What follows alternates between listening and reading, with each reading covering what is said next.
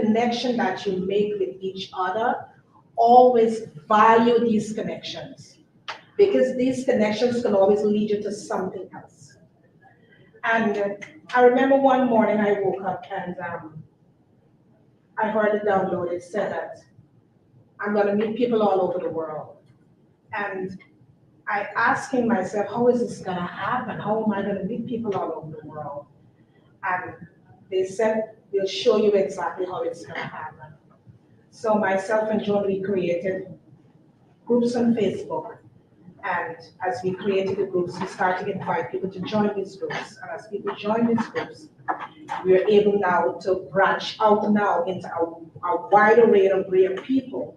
And that is how come we start to meet people. And okay, fine, we're meeting people now. What can we do to help these people? What's our mission? We work as hospice nurses, but you're saying the dying. What are we doing for the living? How can we help the living? So we said, you know what, we're going to go to integrative nutrition. We're going to educate ourselves further to understand the gut, understand the body. So we educate ourselves. We got our certificates. When you get a certificate, now what next now? So we said, you know what, we're going to create a podcast whereby we can educate people about themselves, about kindfulness, mindfulness, visualization, how to take care of yourself as an individual. And we started the podcast along with Tommy Thompson, who normally be behind the scenes, and we name it Soul, Light, and Body. So after we have the podcast now, how are we going to get people to come on the podcast? So we went to LinkedIn, and as we go to LinkedIn, we started to get people off from LinkedIn and saw our mission. Once people see that you are on a mission for humanity, people will always be behind you. And we decided to reach out to LinkedIn, and we started to get people on LinkedIn to come onto the podcast. And Banty was one of the persons that I reached out to on LinkedIn. And he said to us, that was 2 years ago when we met him, he said to us, he said, we will be doing things in the future. That is what he said to us. We will be doing things in the future. And the future is here right now. Because you are here right now. Right? And as I said before, it's all about meaningful connections. Because we met Banty 2 years ago. And look the fruitfulness out from that connection that happened 2 years ago. So in life, you started off at one point, but you really don't know where you're going to head. But always be open. Be open, be receptive. Always open to learn new things. Because when you're open to learn new things, you will always find that things gonna come. Something's gonna come, it may not be for you, just let it go. You take what you need, and what you don't need, you just let it go. Because we are energies and we are moving all the time. We are moving through this universe all the time. And we're gonna gather things as we move. What we don't want, it's gonna fall off. For instance, look at nature. Look what's happening right now in the United States. The trees, all the leaves are gonna fall off. So as we move through life, things that we need, we keep. Things that we don't need, we let them go. Because you know what? Come around spring, everything is gonna be fresh again. Sometimes in our life, sometimes we need to pull back, and we gotta know when to pull back. Because sometimes you need to go within. When we realize things are not working for us, we gotta go within. We gotta search ourselves and understand that whatever we are looking for is within us. It's inside of us. And once we could go in and get that inner wisdom that we are looking for, we can be able to bring it out and to nourish the world, because that's what the world needs at this point in time. And you know what? The thing is that we are here for a reason, and we are here for a purpose. And we need to value each step that we take on this journey here in life, because it's meaningful. Sometimes you may be going through something at this point in time, and you may be asking yourself, why me? The question should not be, why me? The question should be, what is this trying to teach me? What can I learn from this situation at this point in time? Because whatever is happening to you right now, that is what is going to propel you towards the future. So you gather all the stones, you gather all the tools that you need from this situation right now, because that is what is going to take you into the future. Yeah. We didn't get here just like this. We had to navigate, we had to walk through different things we walked through for us to arrive here. I remember one time in my life, I had to tell people, you know what? I'm not taking phone calls. I'm not replying to emails. This is my time. And however long it takes, do not ask me however long it's going to take, because I cannot answer that question. However long it takes, that is what I'm going to do for myself. So sometimes you got to pull back. And when, as I said, pull back, you got to pull back and you got to do you. It's not being selfish. It's being that you got to go within yourself. Because when you go within yourself, you emerge. And when you emerge as somebody who is new, somebody who could fill someone up. Because you got to fill yourself up before you can fill someone up. So this evening here, you are here. When you walk away from here, we want you to be filled. We want you to be filled that you could be running over, and the spillover now you can share with everybody you meet along the way in this journey called life. Yeah. I just want to share a quick story. Many people might know and may not know, but I just want to talk something which is very important to me and my family. I want to talk about resiliency. In the year of 2023, which a lot of people do not know, I was ill. I was hospitalized. Yeah. I was in intensive care unit. I don't know anything. A lot of people don't know that. And I'm not going to get into more detail of the story because it's going to be in the book, so you'll read more about it. But I want to talk about sisterhood, and I want to talk about family. I want to talk about my brother. My brother, he's not going to know, but I say brother, kind friends, Mr. Ivan here, and people who I'm now getting to know. But I was in a place that I had to choose when I came out of that situation, when I came out of intensive care. I had to choose, what do I want to do in this moment? How am I going to bounce back with purpose and redirect my life in a moment, and not to wallow in self-pity, but I want to rise. I want to rise, I want to stand strong because I got good, great people around me that I can stand strong, firm-footed. My source, which is God, and that has anchored me and helped me to be strong. So I'm standing in this moment, coming from a space of hospitalization, coming of a space of the unknown, because I don't know what that would have been, coming out of what I've been through.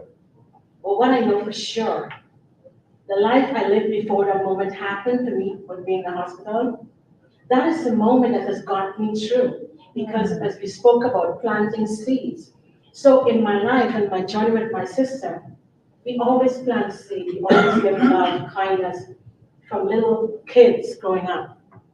So when what I've been through in 2023, that moment, all my seeds that I planted together with my sister, that held me up when I didn't even know what I couldn't help myself. That helped me, that held me down. So it brought me into a space that I could come up and rise, and with the support of my sister, because in that moment she was not even where I was. My brother-in-law was there. He was not where I was, but he came. I went to their home. They nurtured me with love, kindness, and the cats. They cats, and they opened my home to me because I couldn't go back to my home because I was just recuperating and trying to repurpose my life. So I'm here in this moment and this time to talk about sisterhood, to talk about love. Our mom is not here. She's already transitioned. But what happened, what she had instilled in us, the level of value, the level of integrity, they're our true heroes because we are standing in this moment, right? To say we love them from beyond, and everything that they have instilled in us, the values, we are standing here representing them with love, kindness, and mindfulness. Thank you.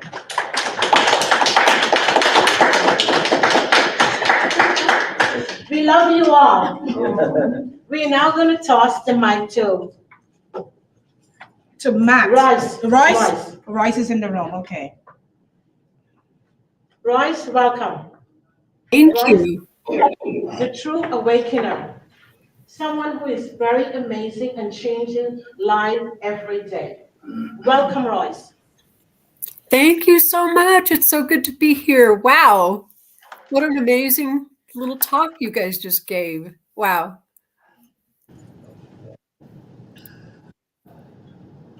Go right ahead. Go right ahead, Royce. The mic is floor yours. is yours. We tossed the mic.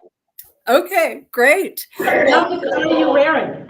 The acoustics are really bad. I'm kind of hearing echoes, so I'm just going to jump right in. And given the fact that you amazing two women gave me 10 whole minutes to talk, I'm just not used to getting anything kind of boiled down to 10 minutes. So I'll do my best. But anyway, thank you again. And I love the word kindfulness. I don't know if you guys invented it, but it's just a perfect word. So, I'm looking at that. Yes, I'm seeing you pointing. And she's walking. He invented that. Okay, good job. I love it. I love words. I'm kind of like a word nerd. So anyway, let me just first of all say I could talk for days about kindfulness and mindfulness, these two topics. And I actually do in my Perfect Life Awakening courses. I really spend a lot of time on it because it is so important. But since I only have 10 minutes and I've already wasted 2 of them, let me talk about kindfulness first. So to be kind or full of kindness, you must be full of kindness for yourself. And I'm apologizing for that cliche. But you know, the other cliche is you can only love yourselves to the degree that you love. You can only love others to the degree that you love yourself. So that is a very true cliche, just like the kindfulness one. And if you shift a word or two, you can only be kind to others to the degree that you're being kind to yourself. It really goes hand in hand. But the problem is a lot of people don't even realize that they're not being kind to themselves, which also really means loving and accepting yourself. And really and truly, what you are here to do, what we are here to do, is to reach the point where we love and accept ourselves. And that might sound easy, but it's probably the biggest challenge that we've got. It's a spiritual lesson. It's the lesson that we're here to learn and teach to others. So maybe you do some self-care, you take a spa, or you go out to dinner, you get your hair done, whatever it is that you do that you think is self-care.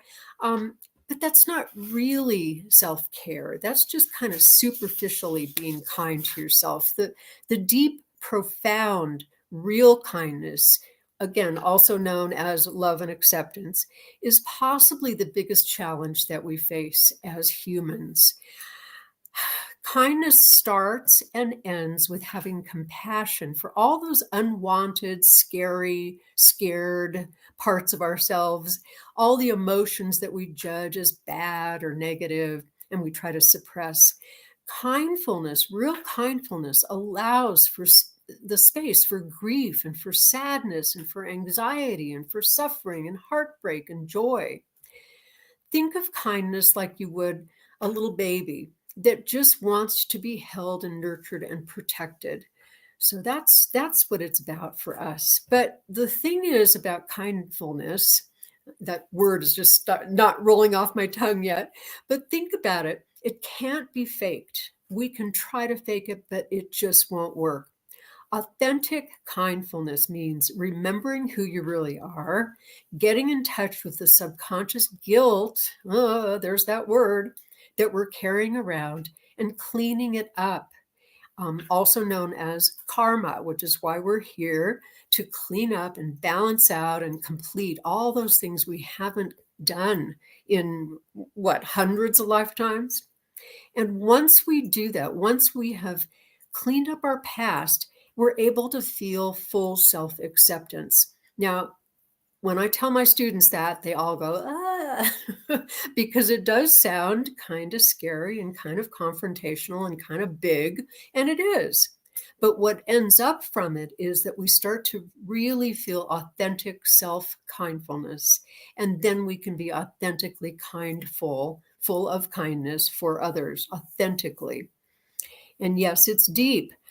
Um, yeah, the problem with all those things that we feel guilty about is they go into our subconscious mind. We don't remember them, or at least we don't think we remember them. They're all in there, but they've been suppressed and denied and pushed down and all of that stuff.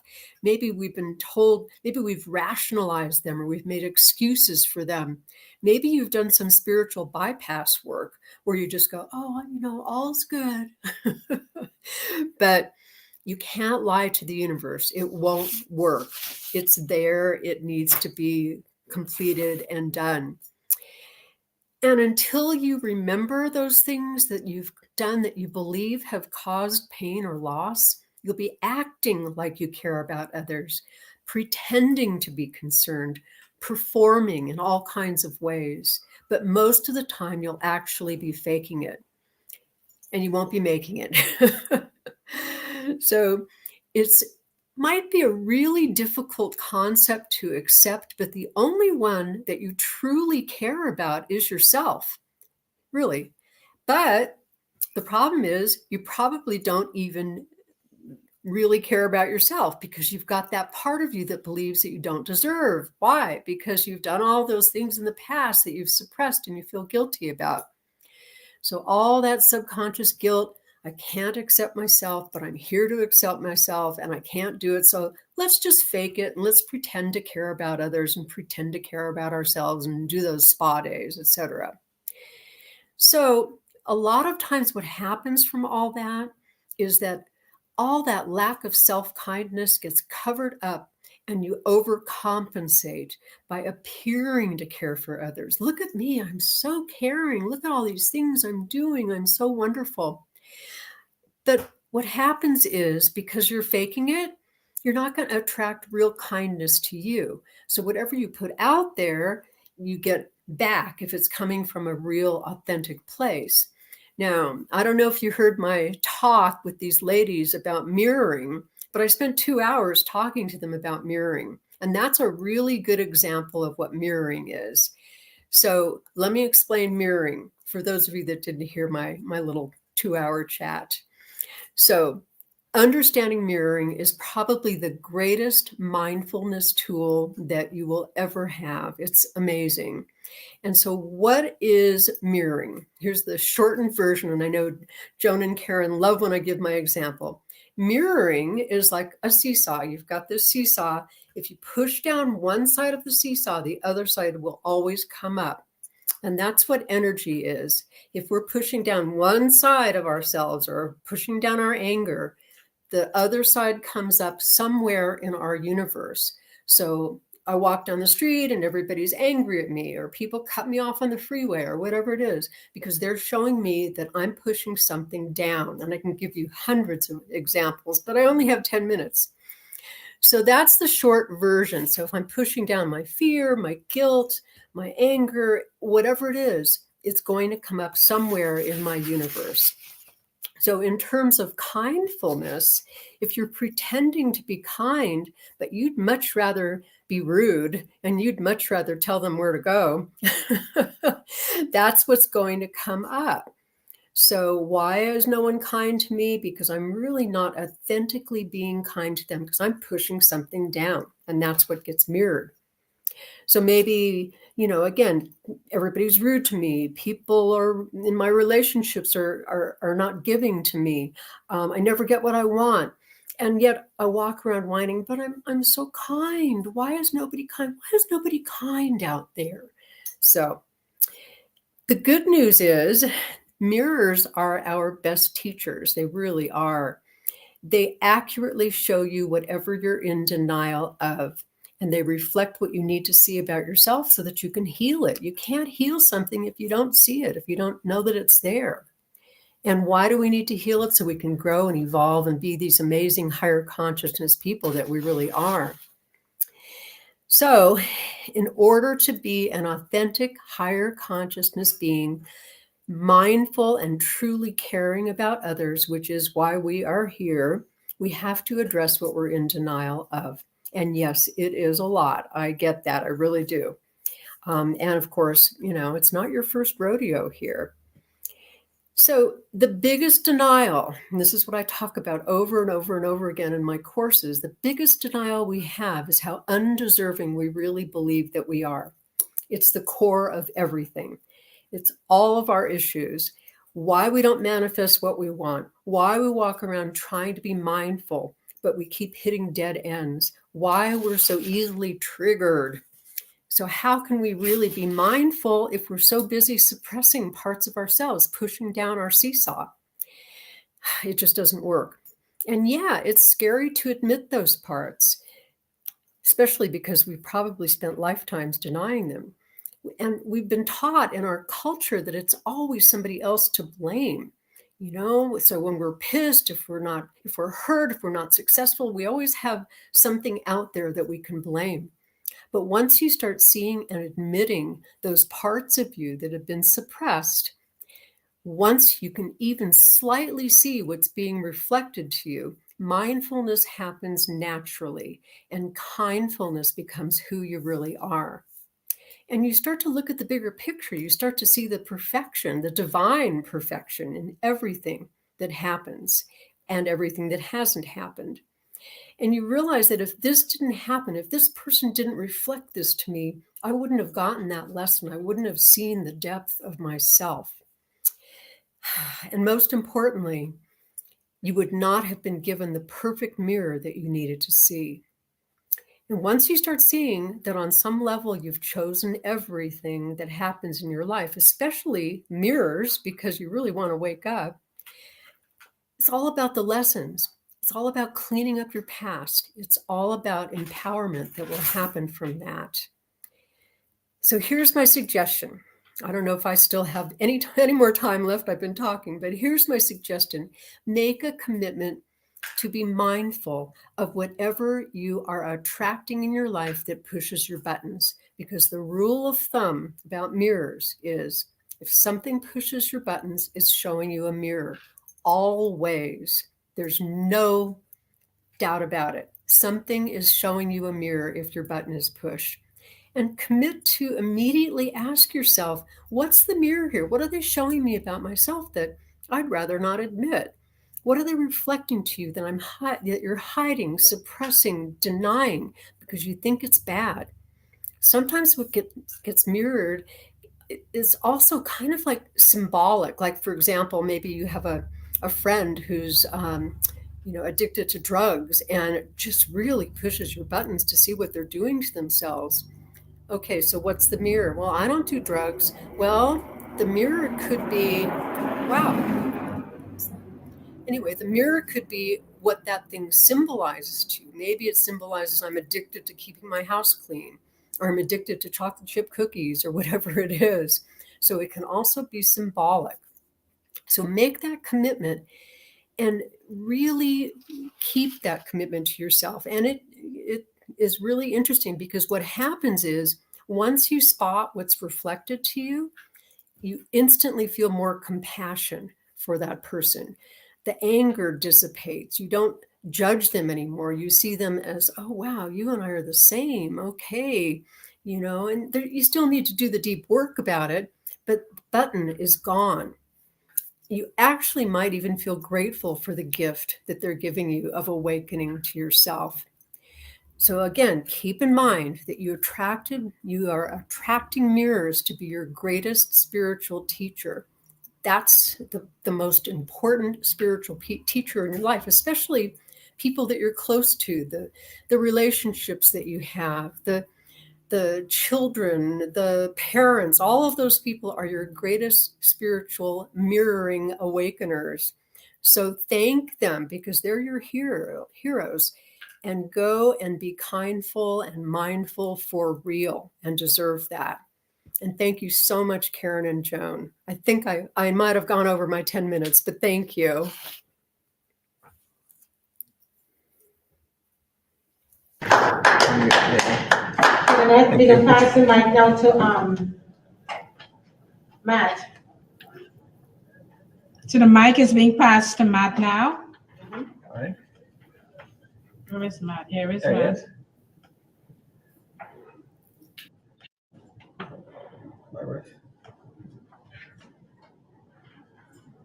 Good evening, Karen and Joan. Hi, welcome, Matt.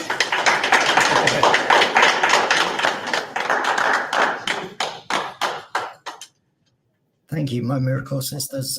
It is a real honor and privilege to have known you just for a short length of time, but to have been impacted and instructed and helped and guided in many respects by you and many of the guests that you have on this evening. It's a real privilege for me to be here and back in New York, even if half of my head is missing in my video cast to you. So you asked me to talk, much like everybody else you have asked to talk about mindfulness and kindfulness.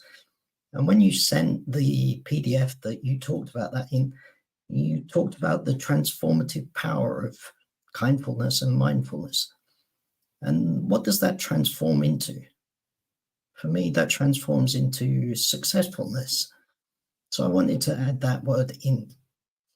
First of all, I want to talk a little bit about mindfulness and what many of us are mindful of. Some things we are mindful of, other things do not impact us, and we may not be as mindful of them. But I just wanted to bring those things to the fore.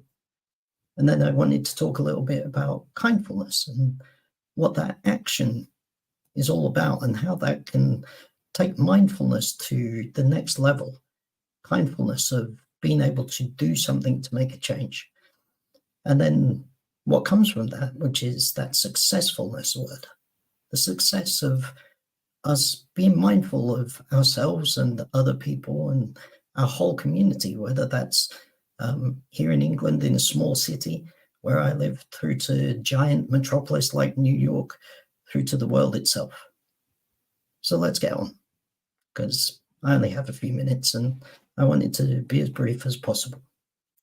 So some of the things that we as people may be mindful of currently, things like the unhoused and those living in severe poverty, those who are ill, people with chronic diseases and things that are getting worse in the sense of their illnesses, those in food poverty and food insecurity, those who are fighting on the front lines in countries around the world for things like democracy and freedom. Yet even more so, the innocent people in those war-torn areas that lose their lives or are injured physically and mentally. We're mindful of these things. The many countries where women, children, the poor, the physically and mentally challenged, and many others face adversity and prejudice. Those who are addicted to poisons and toxins, those who are addicted to technology, or even the sugar that is in food, who are enslaved en masse to the addictive nature of many of the things that, number one, we get told are important for us, and other things that are not. Yet those often poisonous impacts have big impacts on our health. We think that they are good for us. Certainly in some ways they are, but in others, maybe we're mindful that they are not. Then we think about our electoral systems and what's coming in the United States, there, New York, fast approaching elections that in some of our most powerful countries are soon to take place. We're mindful of that because it's in front of us and on the news or in our feeds on those technological devices. And then we think about those elections and we think that we may be looking at one side of who may win or the other side. And those that should really value our freedom, our uniqueness, our wants and desires as a society, in a particular country that's voting for a leader, our security even, or even how we value ourselves, our uniqueness. And yet sometimes we look at that, whichever side of the fence you are on about which political party, and those people often appear to care less about the important things for us and more about the important things for them. These are things that we are mindful of, things that impact us, both personally and as society. But we can do differently. We can change. We can change the world. And we can do that through kindfulness as one of the important pillars of doing that. We can solve homelessness and the housing crisis as a whole. We can provide low cost, in some instances, free preventative solutions and treatments that do not addict or cause increasingly bad side effects for our chronically ill family and friends and communities. We can find better, more sustainable food outputs for those who are hungry in our communities, perhaps providing things like fruit on fruit trees in our streets that our children walk down to their school or their college, so that then those children, instead of going to the shops, the convenience stores, the petrol stations, garages to buy candy or sodas, they can eat that fruit to help them, to nurture them, to be kind to themselves as we are kind to them. We can enact peace in our time, true peace, because I very strongly believe, and I hope that everybody in this room and that will be speaking today, they really want peace. Hold our leaders, our elected leaders in our democracies, as we responsible and accountable, as we provide our truth rather than what we get told is the truth. We're not interested in being mindful of what other people's truths are. If we understand what our truth is, we understand that that is much more kind, and we can give that truth to our children, our community, our world. And not just our children, but the children of our communities. Not just our community in the Western world, but our community everywhere, the whole world. So that then our whole world can see life in a kinder, more meaningful way. And people, children from our families and our communities to our enemies, children, none of them in the future in peace would need to pay the cost of war for the few by the shedding of their blood in the battlefield, or just as they go about their lives and get injured or killed through those things. How kind would it be to save those people and not have them die in our future from war? Another thing that we could be kind about is to just embrace our fellow brothers and sisters, our fellow human beings. Treat everybody as equals. See the value in each other, not the concerns or the mistrust. And sure, we need to protect ourselves from those that would harm us. But surely if we all were kinder, there would be less harm. There would be more honesty. There would be more of that truth. There would be more giving. There would be more kindness, both giving and receiving of it. We need to focus on our uniqueness and our individual miracles, and then we need to bring them together and work together and exercise that kindness, not just to ourselves, but to everybody else. And in doing so, we will receive much more kindness back. And our mindfulness will move away from the drudgery and the bad things that exist in our world. And instead, potentially, we can live a much more joyful and, I don't know, successful life. Anyway, we could provide a world where interacting with real people is the most valuable thing, not the technology that connects us. We can know better experiences and enjoy healthy and more abundant lives filled with love with our family, our children, our community, and the world. We could realize the world through our actual truths, so that then we have community leaders that truly work for our communities, the communities that they represent, the community not just local but global, with leaders who are held accountable because they are kind and wish to do the best thing for other people in kindness. Those that seek to protect ourselves from difficulties in the world. Thank you so much. Thank you so much, Matt. That was truly amazing. Thank you so much. One word I like what you spoke about, live the abundant life. And I think all of us, our desires is to live the life of abundance. Be kind to each other, show love. And there is where we practice mindfulness and kindness to each other. And when we can give that, that is the most beautiful thing we can ask for. So Matt, we thank you for your time being here in this moment. Thank you. Thank you so much. Be blessed. We're now going to toss the mic to the video that we have from someone who is so amazing, so special. We had a chance to meet with him in New York City 2 weeks ago. And he's all the way from Portland, Oregon. And we had an amazing time with him. And so we will share his video now.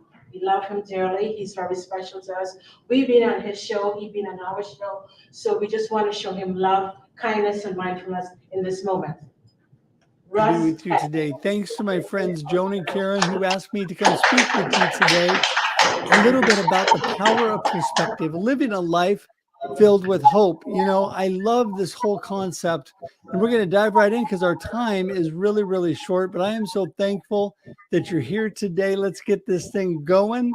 Here we go. All right. So first of all, welcome here today. I know that you've already been welcomed 100 times, but I'm just so thankful that I'm here and that you're here. You know, it's true that laughter is the best medicine. I know I'm not with you today, but here's what I want you to do. I want everybody to stand up. Go ahead. Come on.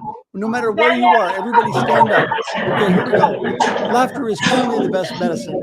And I tell you, your body doesn't know whether you're faking laugh or whether you're really, truly laughing because it all becomes pretty real after a while. So here's what I want you to do. I want you to start off by taking a big, deep breath in with me. Are you ready? In through the nose, out through the mouth. Here we go.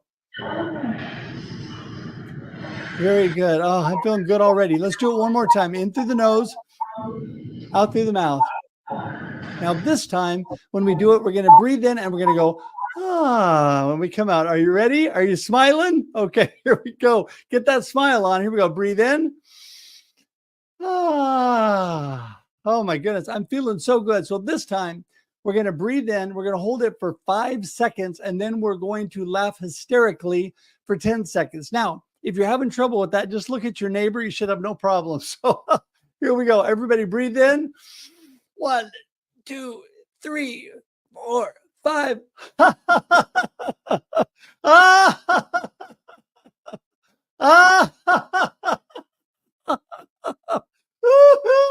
Oh my goodness. I love that. I love that.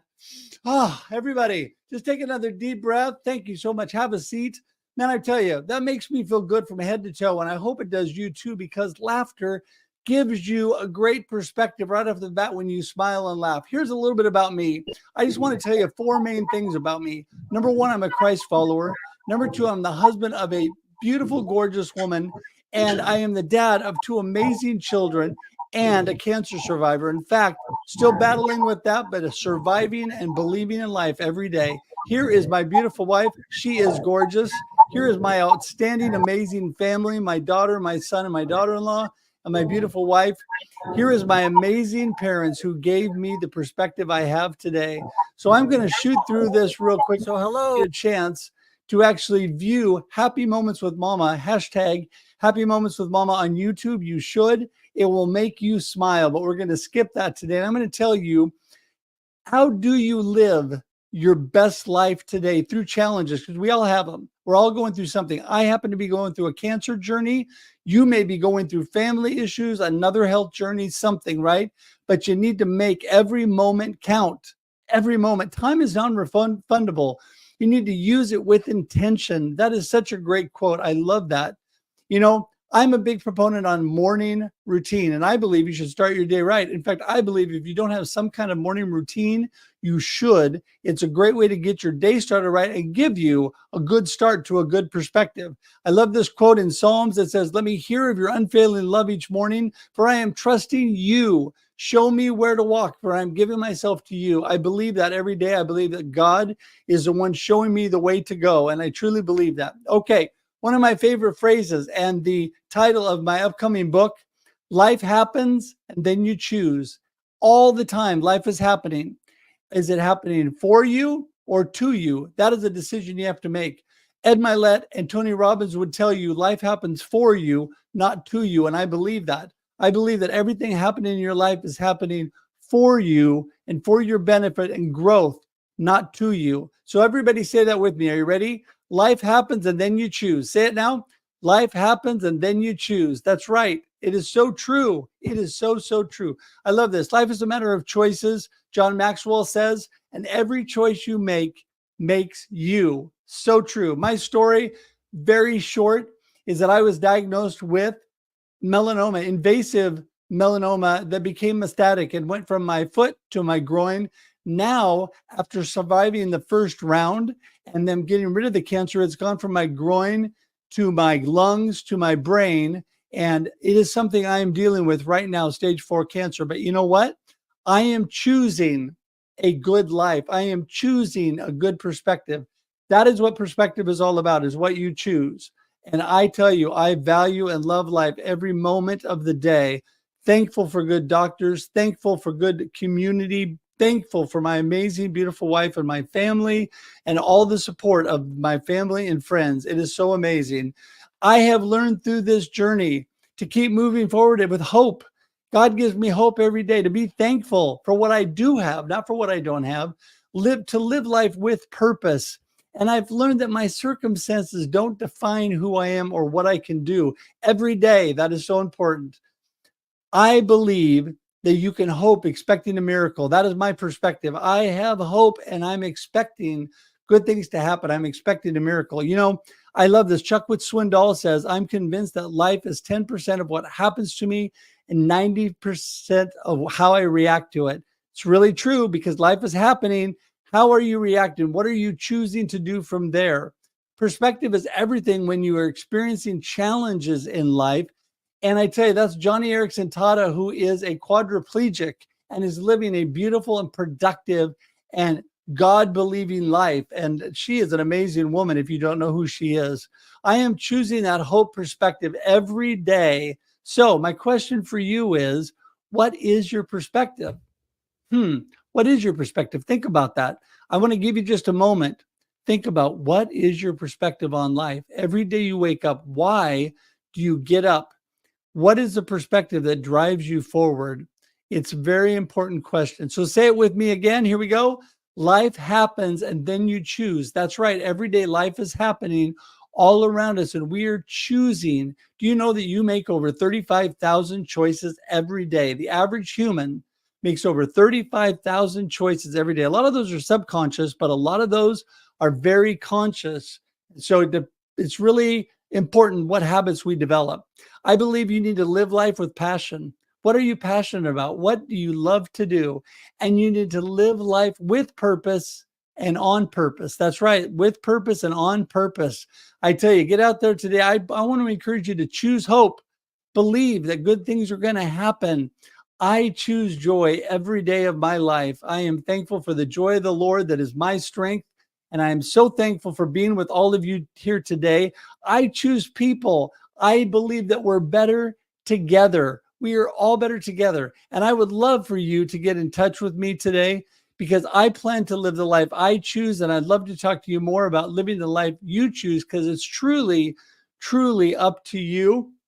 Here is my contact information. You can go to russhedge.com today to get all the information about me. My email is russ@russhedge.com. There's my phone number, 971-209-8185. Would love to get in touch with you. Russhedge.com is really the easiest place to go. Here is information about my books available. They're all available at russhedge.com, or you could go to Amazon or any online booksellers. Amazing, amazing opportunities that I've had to write these books. So love for you to do that. Love to give you just a happy little ending for today. And then we're going to wrap things up because this is just so amazing. Here we go.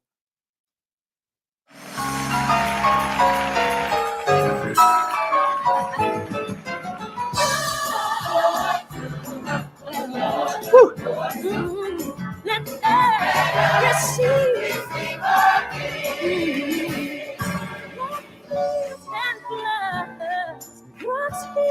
Come on, put them together.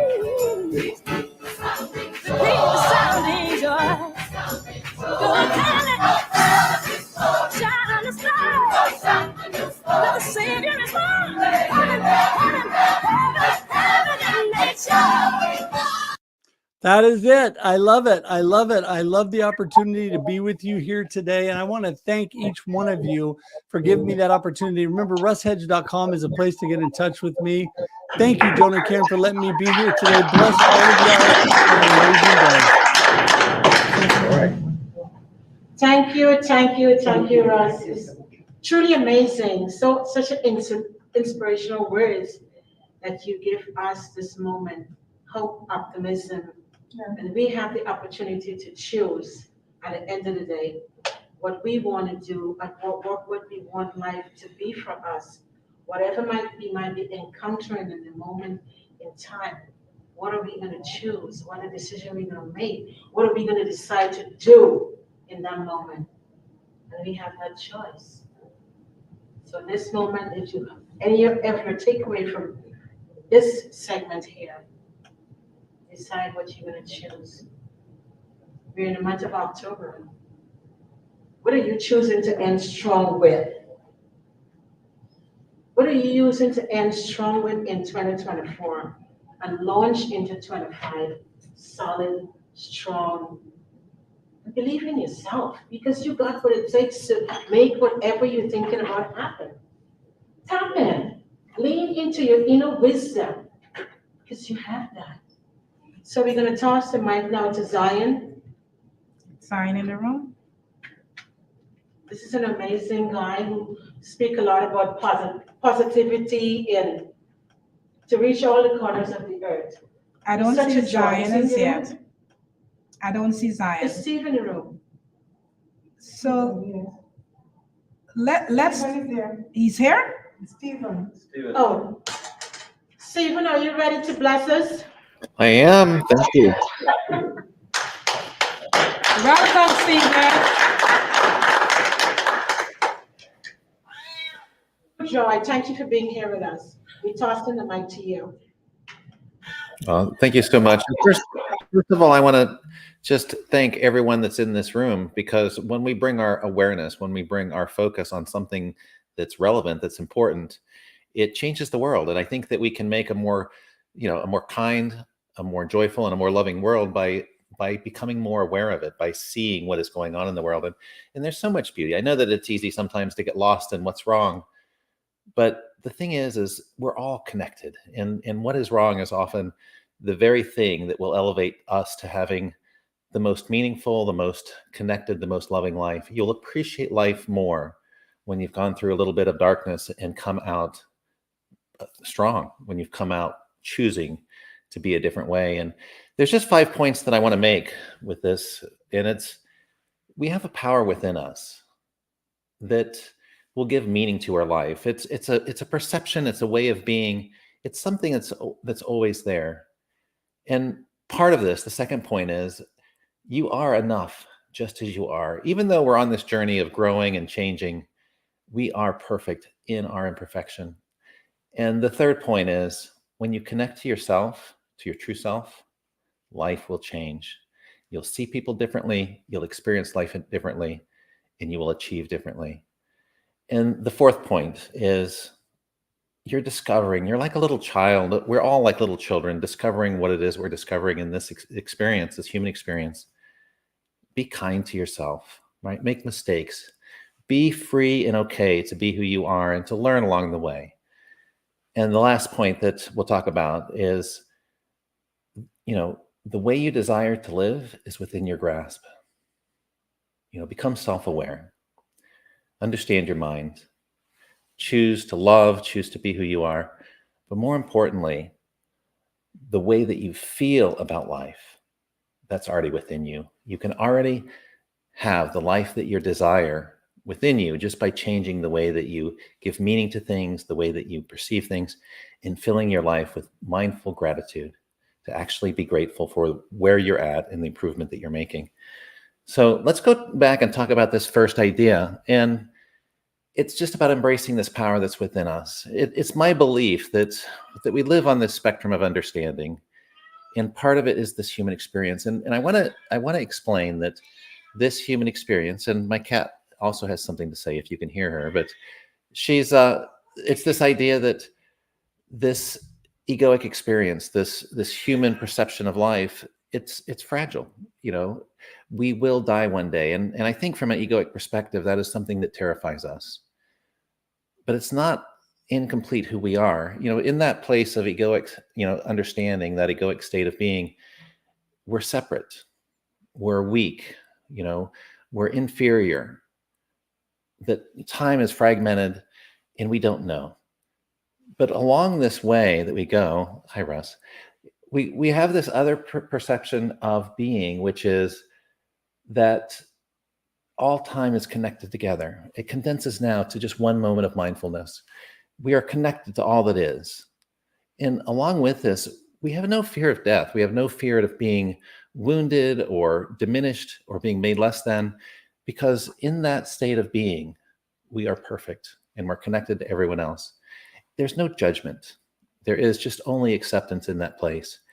And that is a place of perception that we all have within us. And we just need to invite it in. It's my belief that that state of perception is so kind and so mindful that it would not deny us any human experience. There will be consequences for any action. There'll be consequences for any words or anything that we do. But most importantly, it's a chance to experience life in its fullest. And if we're talking about a state of essence, a state of being where we're connected with all, we're actually all part of the same understanding, there's no real judgment. There is consequences, but we learn in that process. And sometimes the most beautiful things can come out of what may not seem like it. And so now we go to the second point. It's this idea of you are enough just as you are. We're on this journey of awakening. We're on this journey of understanding. And once we embrace that we don't need to have the answer, we don't need to be a genius or have everything understood. When we just embrace this beauty of life, we can start making connections with other people.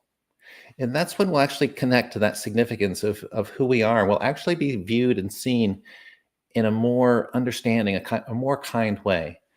And when we do that, those connections are meaningful. And you'll also become aware of the connections that are more or less, I guess it would be less skilled, when those connections may be more fear-driven or lack-driven. And you can choose whether you want to make a connection in that space or not. But it allows you to actually be in a more kind and loving place for yourself. And when I talk about this, it's, connecting to your true self, this third point, that life will change. At the darkest hour of my life, I was actually choosing, the thoughts that I was having were tied into someone had violated my sense of what was right and wrong. They were saying things that were untrue. And I didn't know the outcome. I didn't know what my future path would hold. And it got so bad that I thought I might actually go to jail for something that I never did. And this was being projected by somebody that I thought loved and cared for me.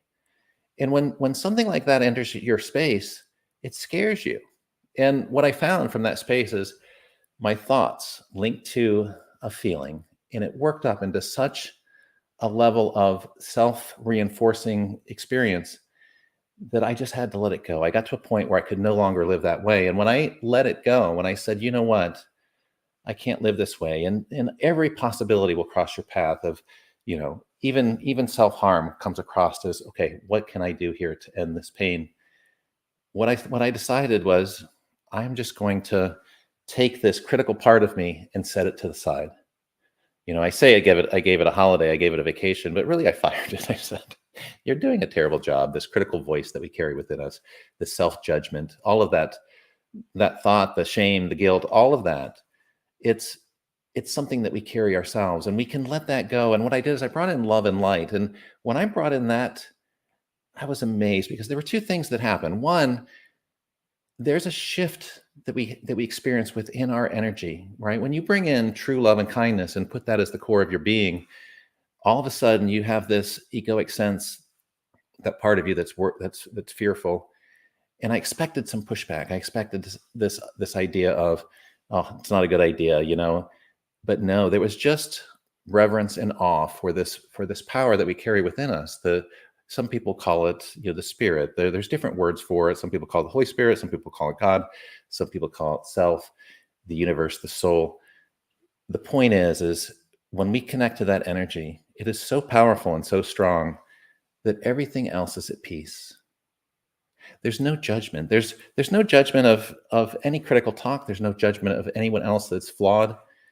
And we accept people for where they're at. We view them in a loving, kind way. And if we can connect to that energy, I think that we will have a better life experience. But more importantly, you allow other people to live the experience that they're living. And as we're doing this, we're on this path of discovery. We are like little children learning to walk. I wrote a book. It's a anthology with several other authors. It's Beyond Boundaries, Thriving in Life's Gray Zone. And it's this idea that we learn boundaries, and it's creating the path forward and learning as you go. So the last part is embrace this power within you. Embrace the idea that you can become self-aware. And the best way to become self-aware is to not ask why things are the way they are. If you're triggered, if something happens, just ask yourself, why am I feeling, or what am I feeling? What is the experience that I have? And just go into that moment and notice that physical expression. So the point I would like to leave you with, and thank you so much for this opportunity, be okay with wherever you're at. If you know that something's missing, you don't need to know the answer of how to fix it. Just be brave enough to take one step forward. And you might make a mistake, but you might make a choice that leads you to something new. And that journey is amazing. So thank you so much. Thank you, Steve. Amazing. You always drop in so much of gems for us that we can have great takeaways, how we can live life with purpose and be on point. And I could be talking about boundaries, which is so important, because we got to set those boundaries for our well-being so we can live and thrive and be our best. We honor you, we thank you, and thank you for your time, for being here to share with us this evening.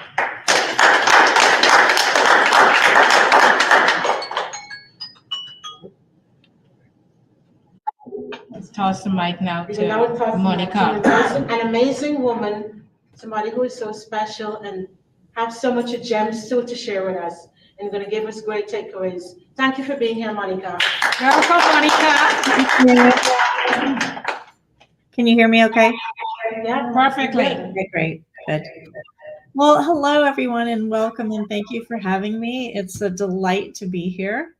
I've been on a spiritual path since 1989, when I was diagnosed with depression and anxiety, and my life really took a dive all of a sudden, and I had no idea what happened to me. And then what happened, I kept asking this question, and I went into therapy and I went to doctors, and I didn't take medication because I knew that wouldn't be the answer, thankfully. But I really started searching. What is it? What is it that makes me so afraid? Like, where does fear come from? And that was my big question. And no one seemed to have the answer. Not the therapists, not the priests, not the doctors. And I was shocked by that.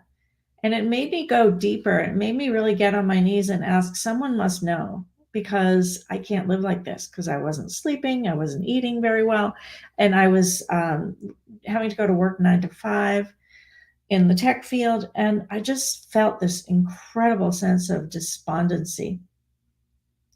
And then someone showed me this book called A Course in Miracles, and I started to read it, and I started to listen to what it's telling me.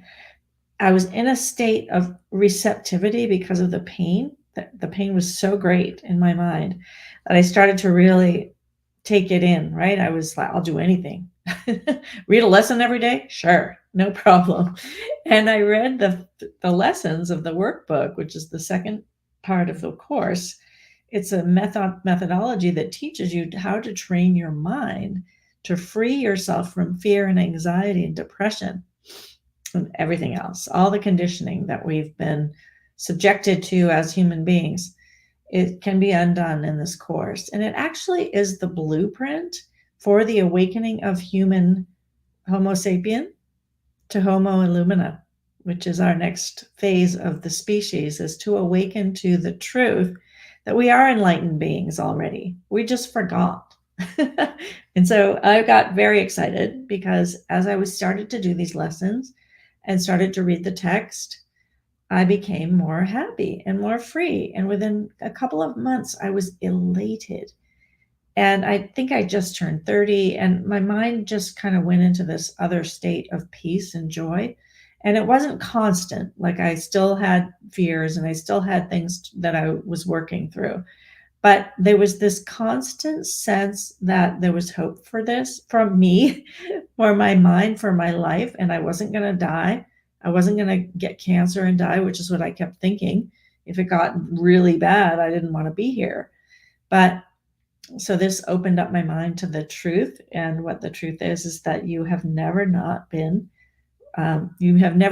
separate from God. You are whole, you are complete, and there's nothing missing.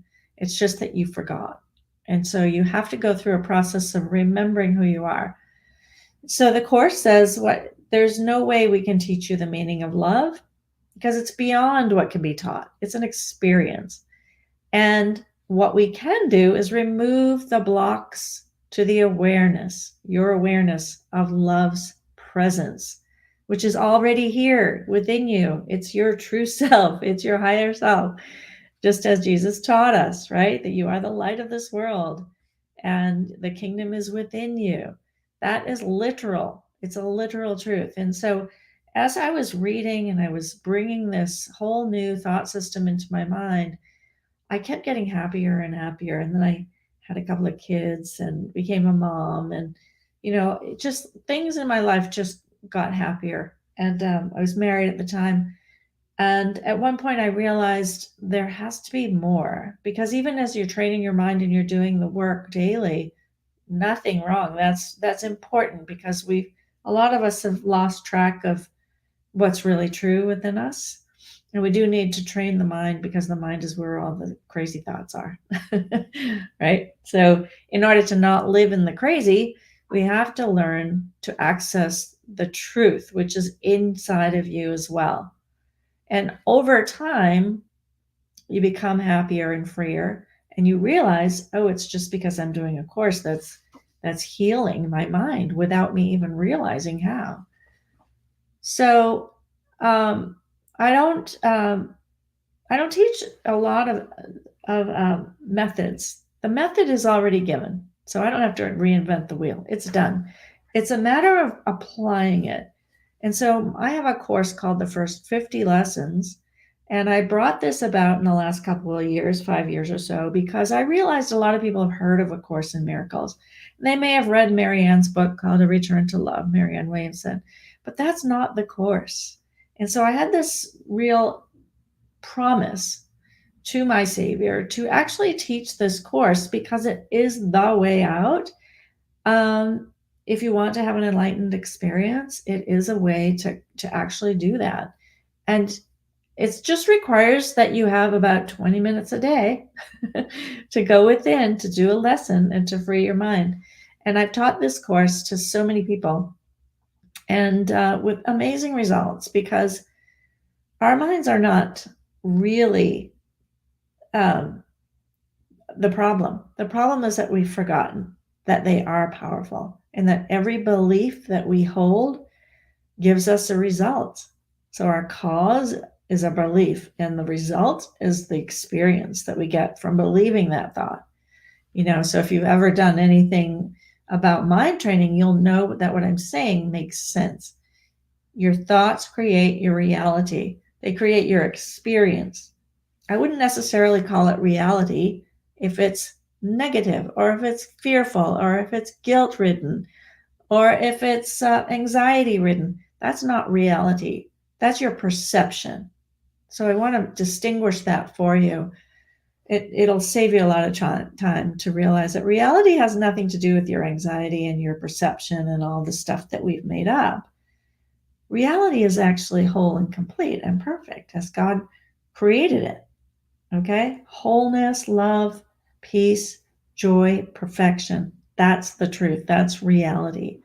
And as you begin to undergo this experience through whatever means you choose, I just happened to choose the course, and because it was so laid out for me in black and white, in English, and I was astounded by the profundity of it. This is an actual course in the awakening? What? And it arrived here in the 1960s, and the mind that channeled it through is Jesus of Nazareth. What? It really was so astounding. And I had, at the time, given up my faith because I had been raised Catholic, and I didn't want that. I didn't want an established religion. And I had also been molested by a priest, so that didn't help. But it was really that I knew there was something to this course because I got happy. And a voice started speaking to me. So you'll have these experiences as you do it. Miracles will happen. You'll start to feel this incredible sense of peace, because peace comes from knowing who you are and what you're here for. And that if you have a purpose here, which of course you do, or you wouldn't be here, it has to have something to do with being free, wouldn't you say? It has to have something to do with love, with freedom, with knowing that you have choice and that you have the power of your mind to heal your thought system, to release the thought system that's causing all this chaos that we see in the world right now. It's not going to get any better until we do this work, until we each take this on and know that my thoughts I'm projecting give me a result, a perception, whatever I see. So it does take something. You do have to want to change. You do have to want to transform your world. But don't think you'd be here if you didn't have that desire, because that's what this is all about. And truly, the love that's behind it is it's so otherworldly. It's just so profound. There are moments where you will just be elated and enter this light, this place of light, and I don't know, there's hardly any words for it. It's heaven, really. It's all here buried within you. And as you do this course, you can choose to experience only that. So that's what I wanted to share with you. I hope it helped you to see what the course really is, to reach out to me if you're interested. I have a link tree I can put in the chat right now. If you want to look up my course or anything to do with me, monicadubé.com is my website. And thank you so much for having me. Thank you, Monica. Thank you so much. If you've dropped so much gems to us tonight, our thoughts shapes our reality. And we will walk with that, we will live with that, because we have to be mindful what our thoughts are on a daily basis. And seeing the night that we're talking about mindfulness and kindfulness, we want to be more kind to ourselves with our thoughts. because that's important. So thank you for your Thank time. you We so value your much. time. Thank Thank you you. for being here. Thank We're going to toss the mic now to Grace, an amazing woman who is going to talk to us about mindset and all that good stuff. She's amazing. She was on our podcast several times. So, Grace, we're tossing the mic to you. Hello, everyone. Hello, my name is Grayson. Today, I will try my very best just using few minutes to share what I will helping my clients is about transform their life. Today, we are talking about is the kindfulness and the mindfulness. So I know that everyone now in person or in online watching this live, you already get a lot of the information and very helpful for you to change your life. So then for me, because I am a hypnotherapist and a manifestation coach, so I will helping my client is focusing on healing, focusing on forgiveness. So today I would want to share an important pieces of the healing process, forgiveness. Many of the limiting belief we carry as adult is come from our childhood. And also, this is what hypnotherapists always doing in helping the people is they need to understand that what they experienced in the past is that they 100% true and it can apply in your life now? This is a very good question you have to ask yourself because this limiting belief will shape what you are today. And also those belief actually is by your parents. You without realize it. We carry this belief with us and they hold us back from living the life we truly want. So, the impact of the childhood trauma and limiting beliefs is very, very crucial. Our parents, a lot of love to us, they already did their best. So, sometime when you are small, you only listen to your parents. Maybe your parents will tell you that, oh, you are not good enough, or success is hard to achieve. Because they keep saying this to you and make you think that, oh yeah, it's true, right? As a children, we will absorb this idea and they will stay with us. We will rarely pause to ask ourselves, are these beliefs really true? And do they still apply to who we are now? So today, now the first point I want to bring it to you all is if you always struggle about money, if you always struggle about the relationship with your spouse, with your boss, or with your coworker, you have to pause and think about it, who they look like. Because what our universe always assign the same person, same circumstance to our life is let us to understand something, some lesson. So forgiveness is releasing our past. So how to do it?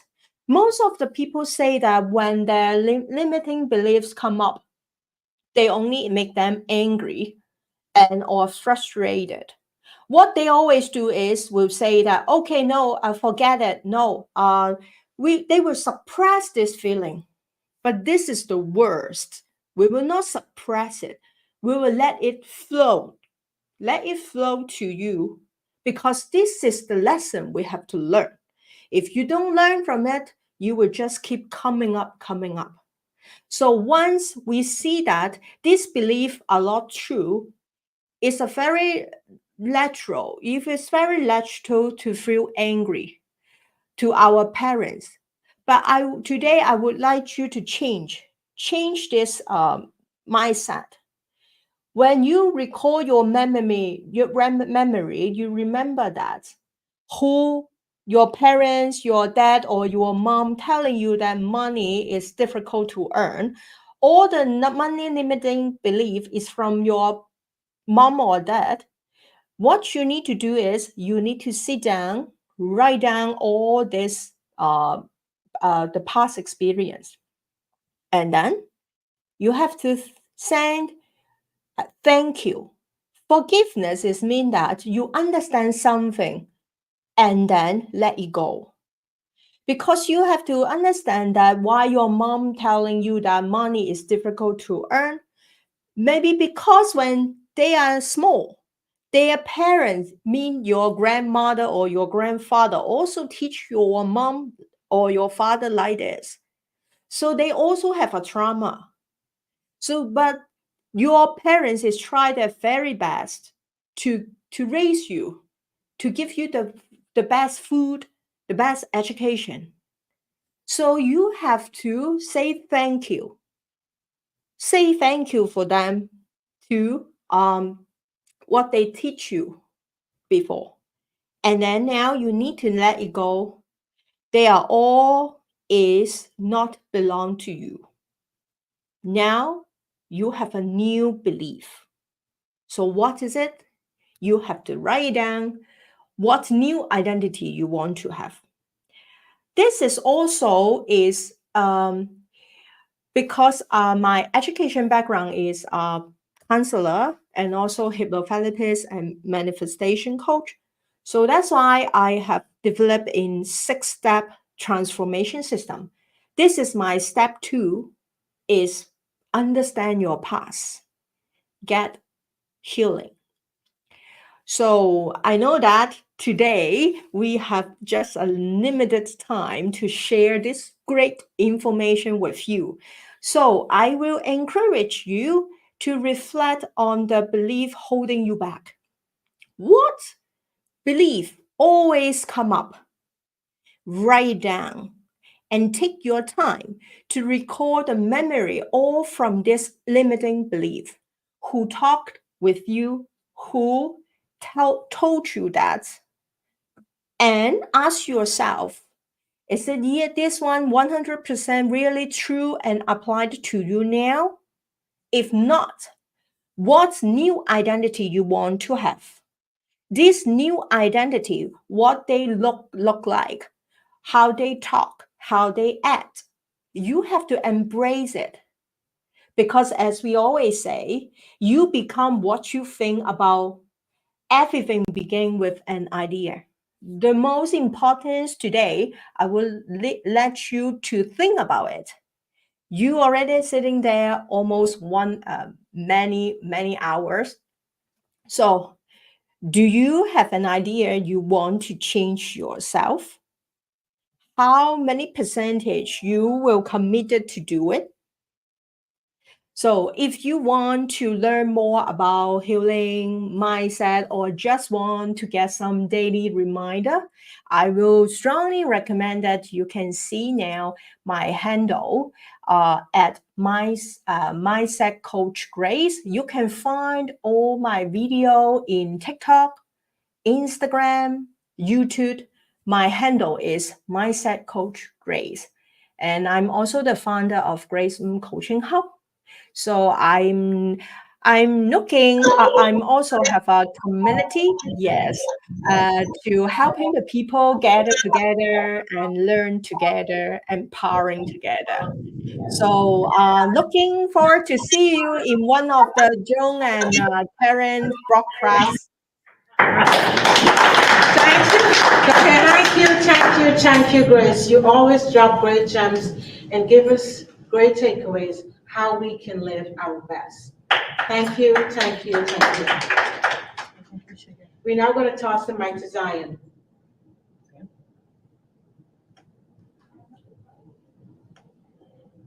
Mr. Positivity.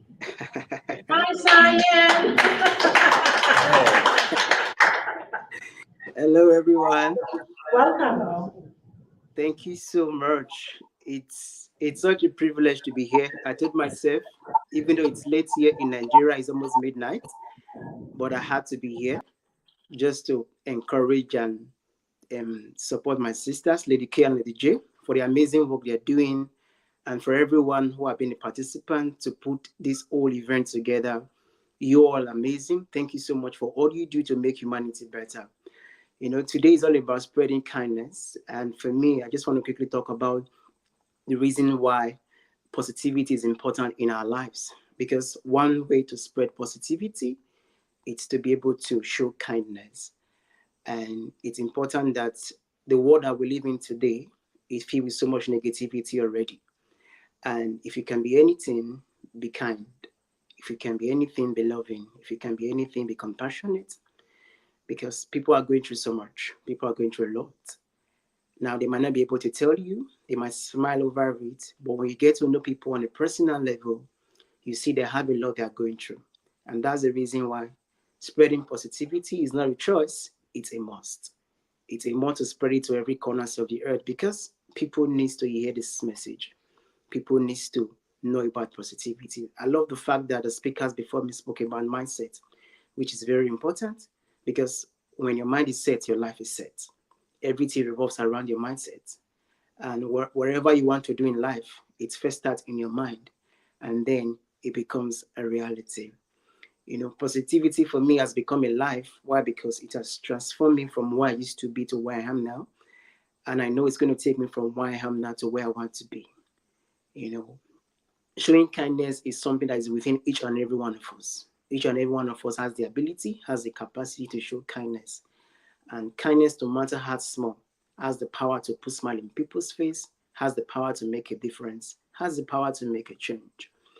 For some persons, they would think kindness is by giving money or by, giving hands. Yes, that's part of it. But I tell you, your smile alone can make a huge difference to make somebody to be kind.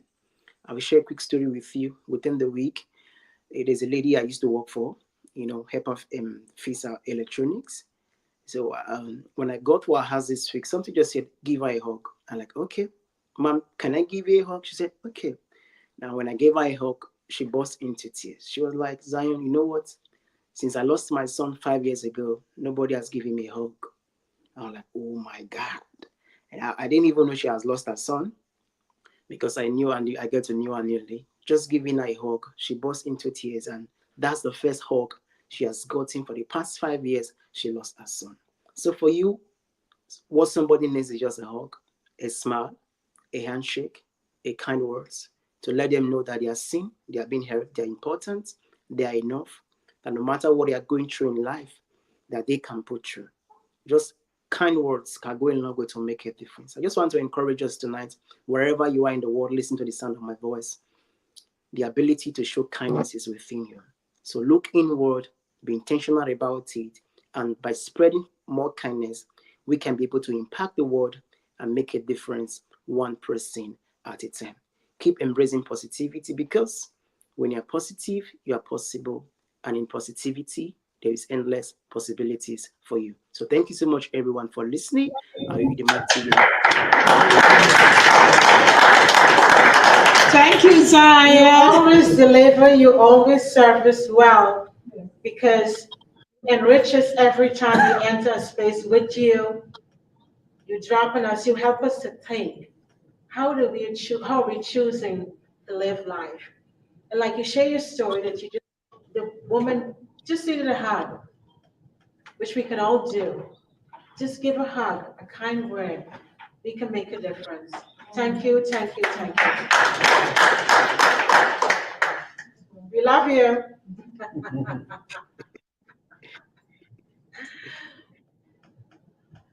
I think we're now going to focus in the room here. So, this is an amazing woman. The room is yours. We're passing it over to you. You gotta command the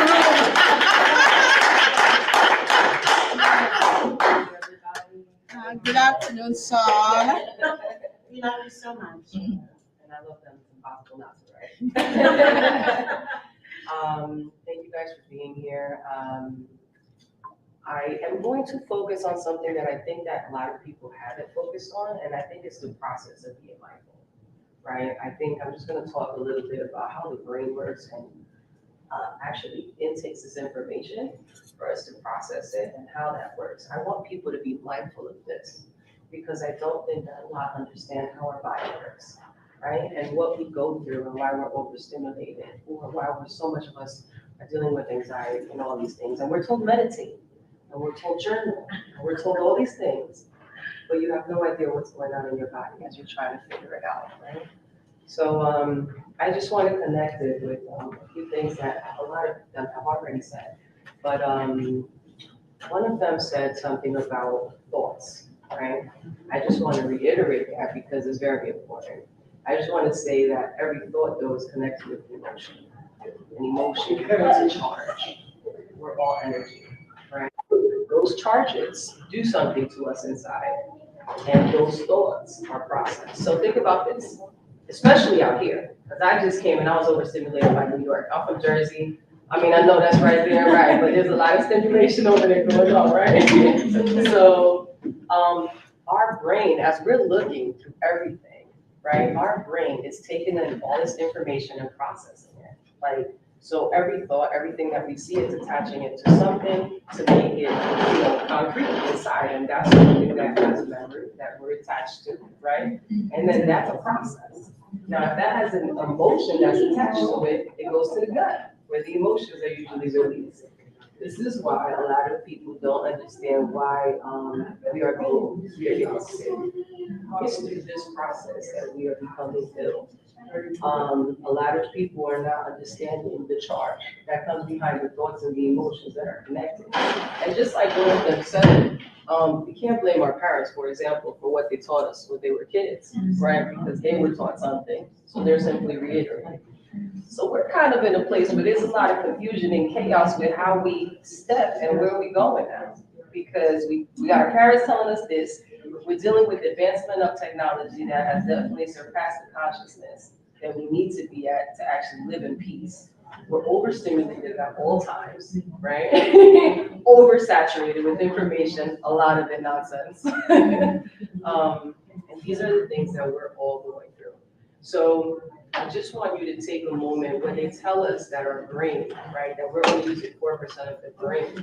It's only on a conscious level, though. We use our brain fully. Our autonomic nervous system takes full control of our body, and it's the reason that we're able to work through everything we work through. But you're not sitting there telling lungs breathe, right? You're not telling your heart, hey, heart, let it beat. Hey, I need a blink that little drop, right? We're not doing it, right?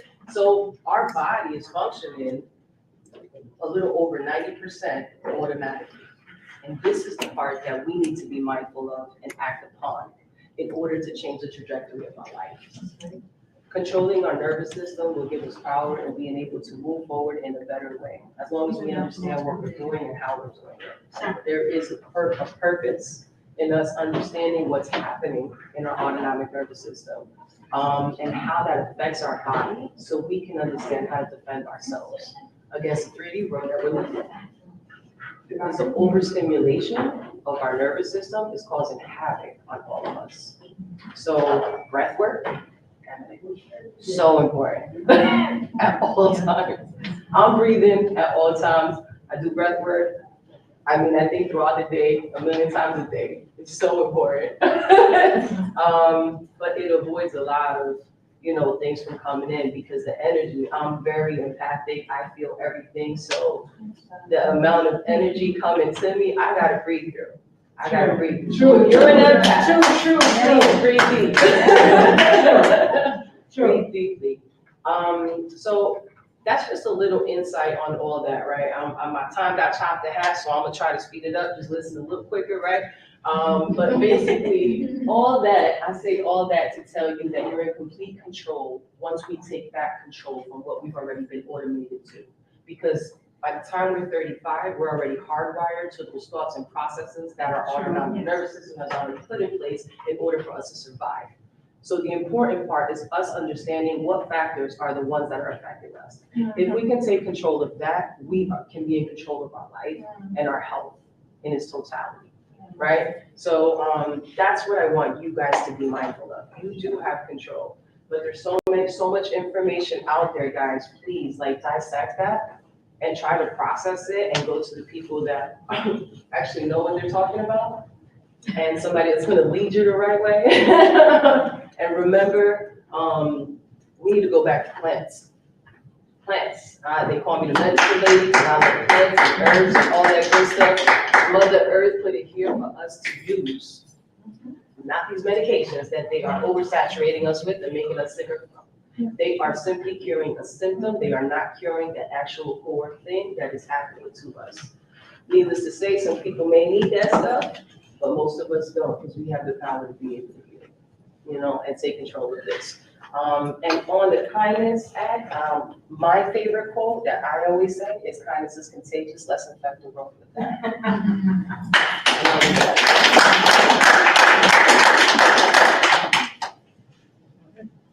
So we know you always come true. Every time you grace our presence, you come with such a love and such a joy and kindfulness and mindfulness. So every time we're in a space with you, we feel fulfilled. You give us a new sense of purpose, a new sense of living. Because how do we want to live? How do we want to live our daily lives? And how do we want to show up? Because how we show up is what is important. Do we show up with our power? Do we come in our all? What are we coming with when we go into a room? What are we coming with? Are we showing up with everything? So thank you, thank you, thank you. So now we're gonna hit it home to Dr. Marcy. Marcy, yeah. Dr. Marcy. We got this amazing woman. She always gives us joy. Dr. Marcy. Thinking things in the leadership aspect. So, Dr. Marcy is going to be here tonight to pour into us how we can lead on all levels. Dr. Marcy, welcome. Everyone. I don't even know what to say. There is so much wisdom in this room. I feel like I'm gonna be tainted a little. But I want to start by saying kindness has a personality. Who believes that? It has a personality, and that personality is you. You carry kindness, you're the carrier. And it's not like you carry COVID. It's not like you carry an aroma where you feel that you are yourself. Kindness transports you into another character, let me call it that, into another shape, into another form. And so kindness is felt, it's not spoken. Oh, and that's a good one. That's a good one. Of that you do what is inside of you. You cannot give what you don't have. Amen. So kindness cannot be forced. It is really transporting. You are just exchanging something that belongs to you, that you own, that you know, and that's where the mindfulness comes in, because you don't choose to be kind. You live kindness. And even if you're a leader, you understand that you must treat people the way you want to be treated. If the position was reversed, how did you get there? You get there because someone was kind to you. Where did that start? Your mother or your father could have aborted you. They were not. They were kind. And when they were enjoying themselves sometimes, they never thought that something would come out of it that would now be a carrier of that exchange. Because when people exchange love, they are not enemies. Their bodies and their minds work in sympathy, and they sing a tune and a song that is very harmonious, even if they become enemies after. But in that moment, kindness is at its highest peak. It's called ecstasy. And that is something that God designed and put together so we can, first of all, lead ourselves. So we are kind to ourselves by knowing what we are about. Our core values dictate the level of kindness, the vibration of kindness that we carry. And so if I'm honest, if I have integrity, if I feel that I must love others unconditionally, that is what I carry. If I feel that I am so important that what I say and my moment is all that matters, then that is what I carry. What do I receive from that? Division, unkindness, lack of trust, lack of respect. That type of exchange comes when we are not mindful of how we are to exchange ourselves so that we add value and we ourselves receive value. That we lift others so we also lift ourselves, and that we honor God, who is really the author and finisher of our faith. And so he says to us, if you are doing it to the least of these, then you have done it unto me. You have epitomized kindness, and you have made me, who created you, fearfully and wonderfully made you, proud. You have now made me live. You have lifted me up, and now I'm able to draw others unto me because I exist in kindness. I love you so much that I gave my life for you. I supported you. I served you. I gave you life through kindness.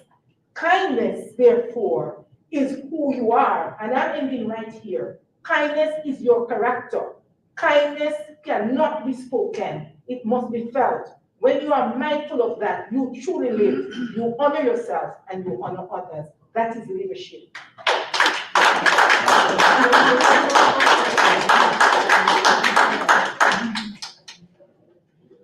Wow, wow, wow. Kindness is something that can be felt. And I think all of us, as a human being, we can resonate with that because we feel when people are kind to us. We feel when people show us love. We feel when people just welcome us into a space. Yeah. It's something that is being felt. And that is something that is so powerful. So if you don't take anything away from this room, whether you're watching online, you're catching us on a replay, remember, extend kindness because it can be felt.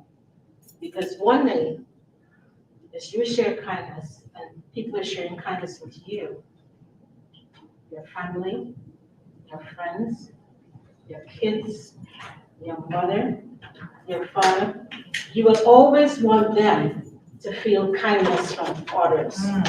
Because you might not be in the space, you might not be in the room, you might not be anywhere, but they're out there doing what they do, and you would hope in your heart with love that somebody is giving them kindness. So if we practice that, it is reciprocated. So let's go out and give kindness. We're gonna have the two sisters.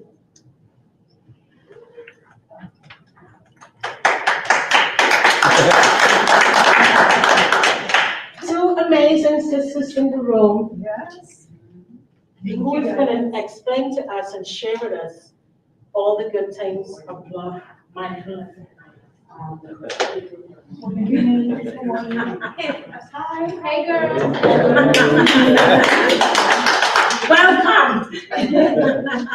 I'm a co-founder of One Shot Lady, and I'm an astrologer, and I teach people the psychology behind marketing. And today I wanted to talk to you guys about what it takes to create a growing environment, and what a growing environment really is. Because it's our job to change the people, how it is that they get to their goals.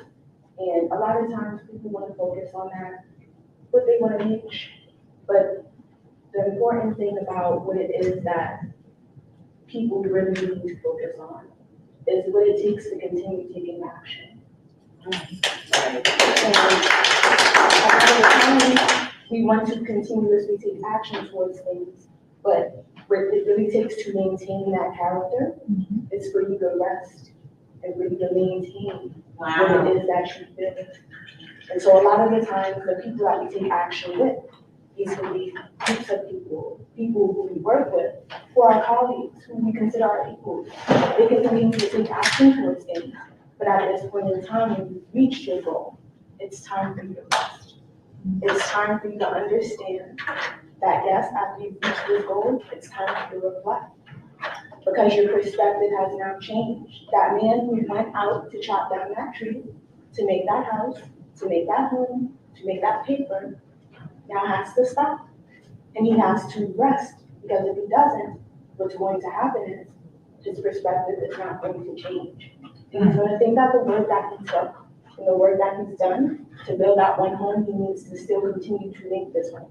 But this home might not be this great. I need to make it bigger. I need to make it better. And all reality, if you stop chopping down the tree and you turn around and you look to see all the beautiful things that were already there before you chop the tree down, you'll realize that you're not the only person that's growing. You're not the only person that's taking action. A lot of other people are. Wow. And if you want to be a tree, then you can be a tree. But if you want to be an abundant forest, then it's time for you to rest. I think somebody said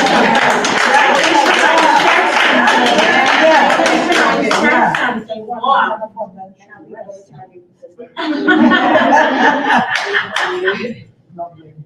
So I'm also one of the co-owners of One Shot Made, and I'm also a cannabis and culinary chef, and one of the owners of Thank God It's Vegan, which is how we actually met the two beautiful sisters, showing up at an e-commerce event as Thank God It's Vegan, and showing up as our authentic selves as well. So one thing I want to talk about when it comes to kindfulness and mindfulness is to establish that you have to have character, right? The character is your core, and that's your spiritual currency. That's something that's going to be with you throughout different energies, because when you die, it's not the ending of life, it's just the ending of one form of energy. Everything will transfer, but one thing that stays constant is the work that you've done, the character that you worked on. As they said, what you can feel. When we walked into this room, it was a feeling, right? That kindness wasn't something that was just, okay, you can see it right away. It was something you felt in your soul, something that you can experience. And you only get that when people are showing up authentically as their selves. The same way your mother could tell you, no, baby, not today. And you understand she still loves you, even though that was a boundary there. You understand? That's the character. That doesn't mean that there's no love because you didn't feel that she was so kind or anything else, but that's just the character, because with every step and every part of our life, let's think of ourselves as an onion. Right now, the root is the kindness and the mindfulness for all of us, right? But we're all different layers of that onion. And every time you peel back a layer, there is a protective shield with every layer, but you have to still get to the core of it because it still has the same root. Wow. Right? So with that, that's beautiful. We have to be thinking. We have to be kind and mindful, not just to others, but to ourselves. And that comes from us doing the work, taking the time to rest. So I love to think about something as simple when I tell people I love how she said plants. I tell people I have my own plants in my window. It reminds me to really take the time, because throughout your life, you see the seasons. Nothing is going the same way during every season, right? Even the sun gotta go down, right? Even the leaves of a tree fall, but they grow back. And everything has its time and everything has a layer to it, but there's still that root. And that root for us is always going to be our character. As long as you work on that, it won't be too much for you to be kind. It won't be too much for you to be mindful, because you would have already accessed it with yourselves. I can sit here and say that I know all of you and I love all of you because I've taken the time to know me. True. And I'm taking the time to love me. So I know that there's no one in this room that will harm me because I have no feelings of harm towards myself. And if all of you were reflections of me, then I know that when I look around, you reflect that. Right? So I want us to leave today with knowing that your character is your currency. That's your spiritual currency. That's going to carry you anywhere. When you came into this world and you were naked, you was enough, right? I've been through times where I had nothing, lost everything. This was about what, 2022, both of us. And the only thing we had was our character. At a time where women were sitting there, they like, oh my goodness, I'm homeless right now. I'm in a situation and I feel attacked. I'm looking at it as, wow, I'm in a place that's my temporary home right now, and I feel safe. So the people that is around me, they're here to help me. And there's no reason that they would have any ill intent towards me if I had no ill intent towards them. So it's about the perspective, and you can only build a certain type of perspective if you are true to your character. My character is, I'm Denisha Johnson, right? I represent things God is doing. And that's no matter what situation. When I was homeless, I was still Denisha Johnson from Thank God is Vegan. I came here with my books, our lotions for those beautiful ladies. We donated it because even though you're in a situation, understand your situation has variables. It's always going to be ever changing. But one thing you stay true to is you. And you yourself are ever changing. And you have to every piece and every part of you. That's where the onion comes in. Because again, you still have the same root. No matter how much you peel back, you get to the core. Wow, amazing.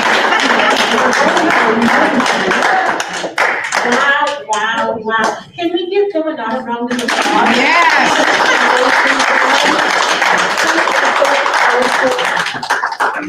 Share is so we all share. Share is so profound. You touch us when you talk about the onions and the layers and all that good stuff and our currency. Our currency. That's powerful. The stuff you can feel. Now what can you see? Because when you're naked, you were perfect just the way you were when you were born. So why do we let the world and everything else in between that teach us that we're not? Your character is enough. You're just learning to be more of you. You never fault a tree for growing. It's important to be kind and mindful of others, but you can only do that when you're kind and mindful of yourself, truly and authentically. So let's give ourselves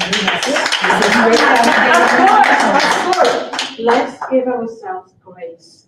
Because when we show ourselves grace, love, and compassion, we can rise. Even though we can fall, we have the level of knowing who we are. As you said, I am Miss Johnson. And whether you are falling or you are up, or wherever you are, whatever state of life you're in, whatever part of that onion that is being peeled, whatever layer it is, show yourself grace. Thank you. We have another amazing woman, Nay. Yeah. Welcome, welcome, welcome. You're wearing an amazing color. You're shining in this room. Bless us with your thoughts and your perspective.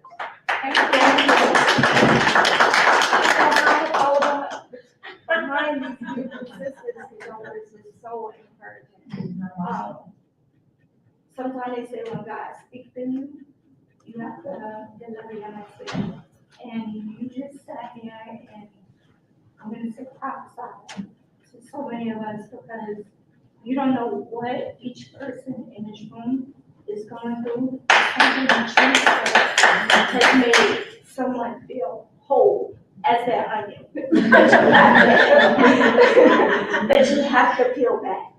I was telling Jesse just a few minutes ago, even though I'm the CEO of my own business, I like to be in the background. I like to be in the trenches and I like to, do hands-on stuff. I hate being out front. I put people out front to talk for me, but in this era, God is telling me, I need you to be up front. I need people to see who you are. I need them to hear your story, and I need them to see not only are you beautiful on the inside as well as the outside, but you have to speak and show other people how beautiful that they are. A lot of society has us now thinking that we have to be naked and show everything to make a man love us. And that's not true. we can go outside just like this, and somebody is gonna look at us and say, she's not showing 90% of her body. She's not, oh, wait a minute.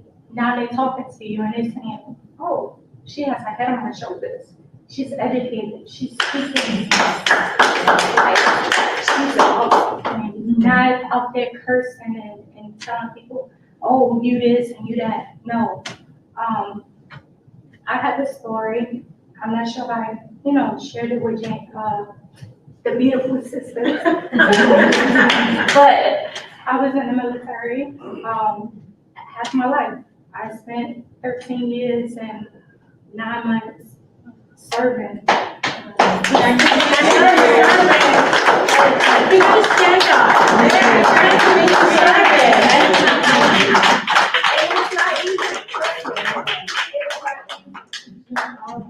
Being in the military, it breaks you down. It takes it takes out of you what God gave you, because it turns you into something. It turns you into a beast. Yes. And even though I grew up in the Bronx, born and raised in New York, I live in Harlem now, but it puts you in a different mindset. It puts you in a different thought pattern.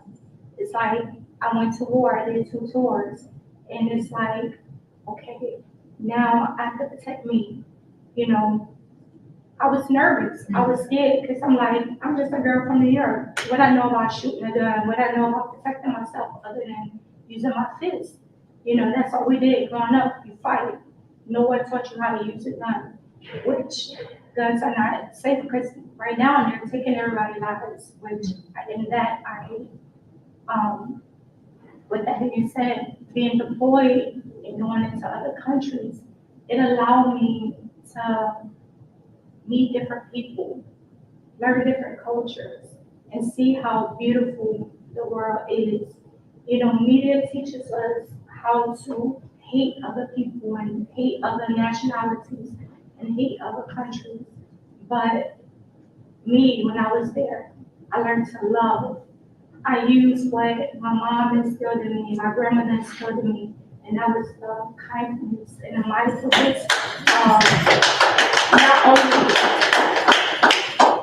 receiving it, but how to give it. And that's what brought me home. That's what brought me home. I can be dressed down, wrapped up in every which way, and the guards would be like, oh, Smalls, is that you? And I would like, shoot my thumbs up, and they'd be like, all right, come on, let's go. But coming out of that, I had to wear baggy pants, a baggy jacket, look dirty, can't feel like a woman. And when I got out in 2018, I decided, I said, you know what? I'm not ugly, I'm beautiful.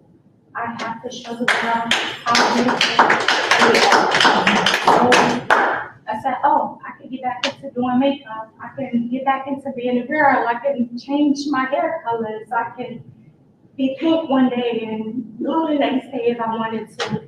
And in 2023, toward the end, I decided, hey, I have a passion for doing makeup.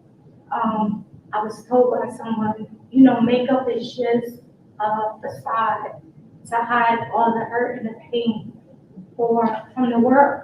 And I said, you know what, you're right. But that facade is also, it gives people confidence.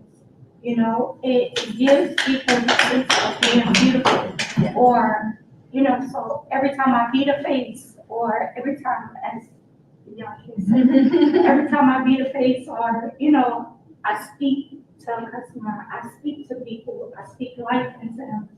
I met the sisters just going through an event at Jacob Jackson, and I stopped at their table, and we just had a moment, and I started prophesying, and she was like, hold on, wait a minute, let me get my sister, you gotta tell me this again. And I was like, okay, let me make sure I get it right. He said, I said, God said, and from that moment, it was like, I told him, I said, don't give up on what y'all doing, because y'all making an important impact in people's lives. Giving them mindfulness and kindness is something that we all need.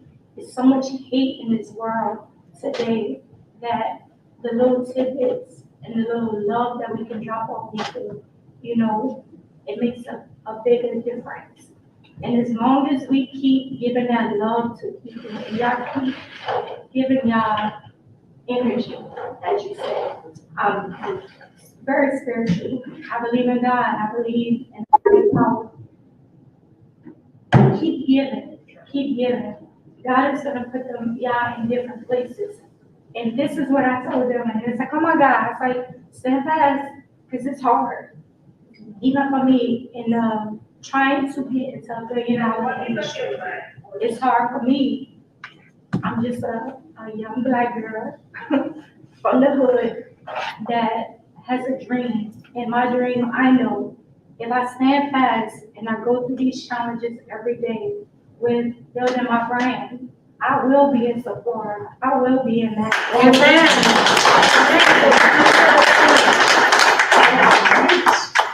To the young women. Now, I work for the city. I house homeless veterans on a daily basis. And I'm seeing more and more younger female veterans that's coming through my agency.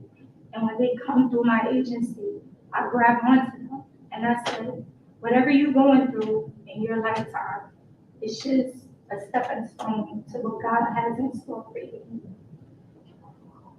Do not let this break you. True. This will make you. And I tell everyone that my story is a little deeper. I need to write a book, but my therapist said it doesn't matter where I start my book from, as long as I write it. So I can start from right now, and I can start from the beginning. And I encourage everyone that as well. If you have a story, put it out there, because you never know how to help the next person in life.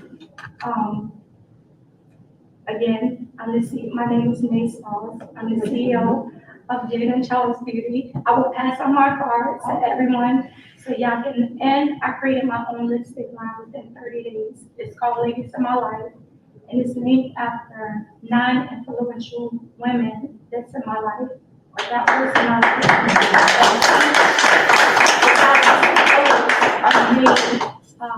Crafted by me to each person's personality. So yes, when I pass on my cards, I have a QR code on there. Y'all can scan the code and take you straight to my website. And y'all can see it. But thank you.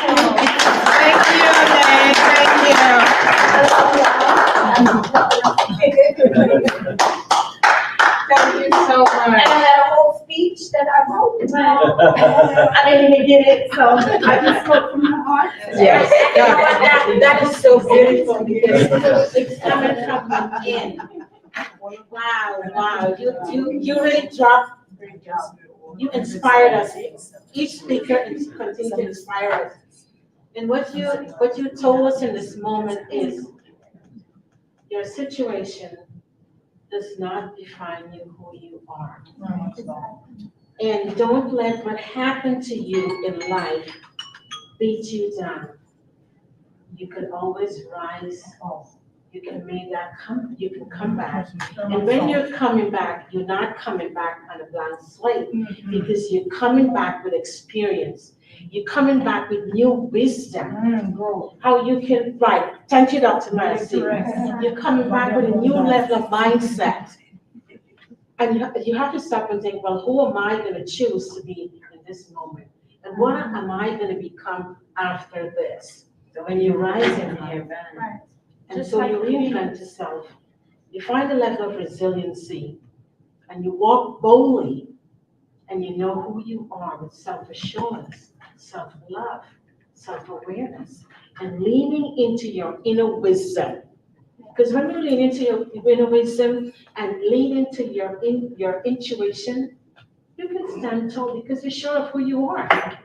And nobody, no matter what anybody else say about you, it doesn't matter, because you're sure of who you are. Remember that, believe in yourself.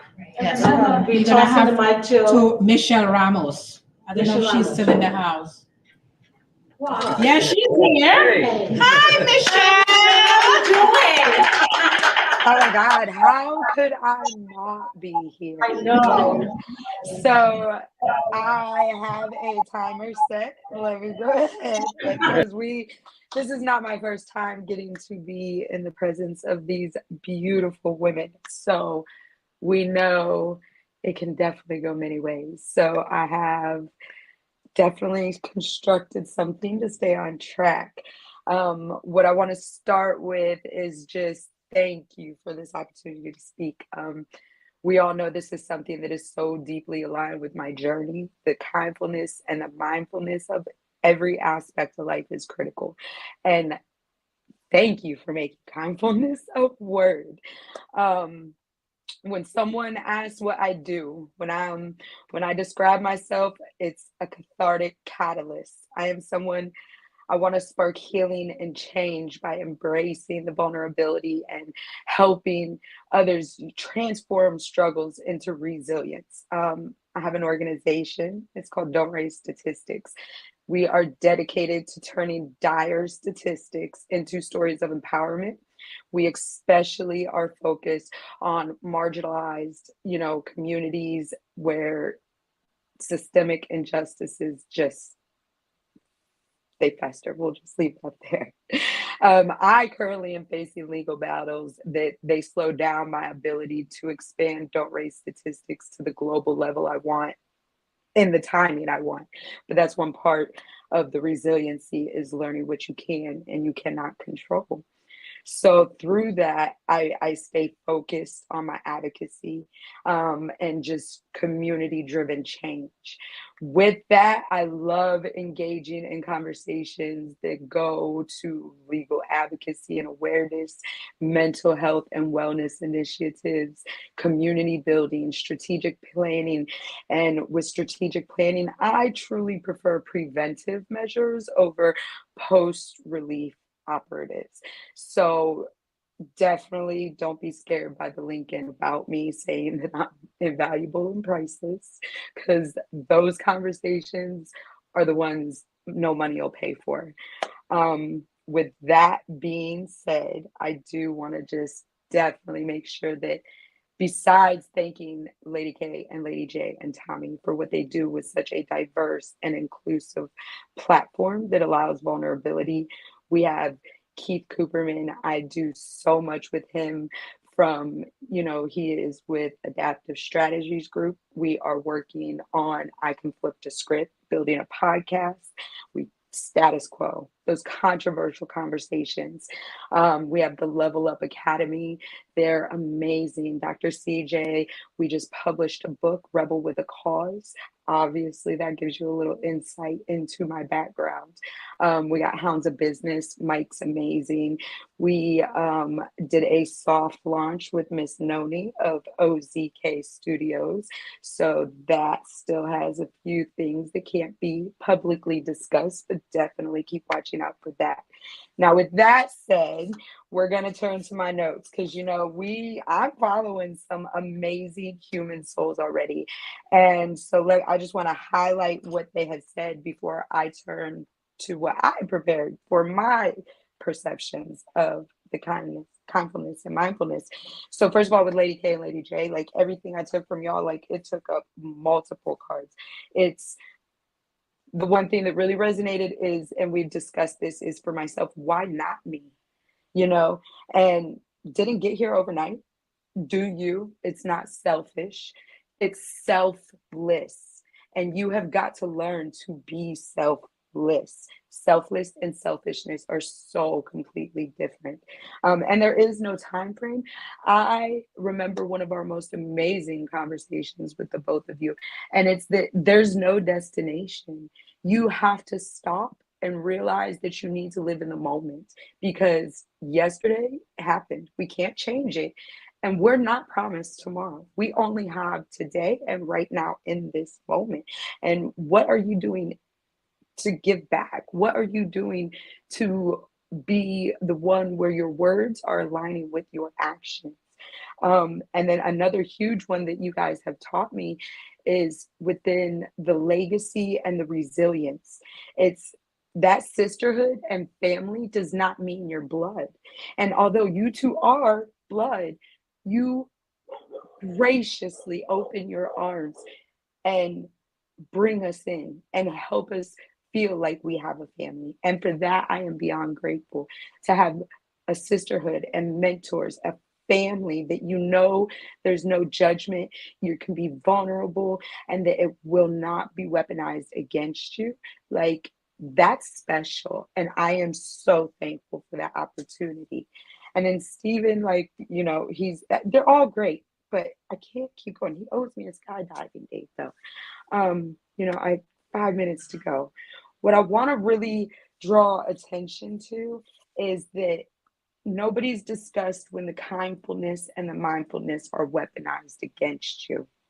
And that is something that I just think is a really important thing, because you need to be fully present in the moment, and you need to be aware of your thoughts and your feelings and your surroundings without judgment.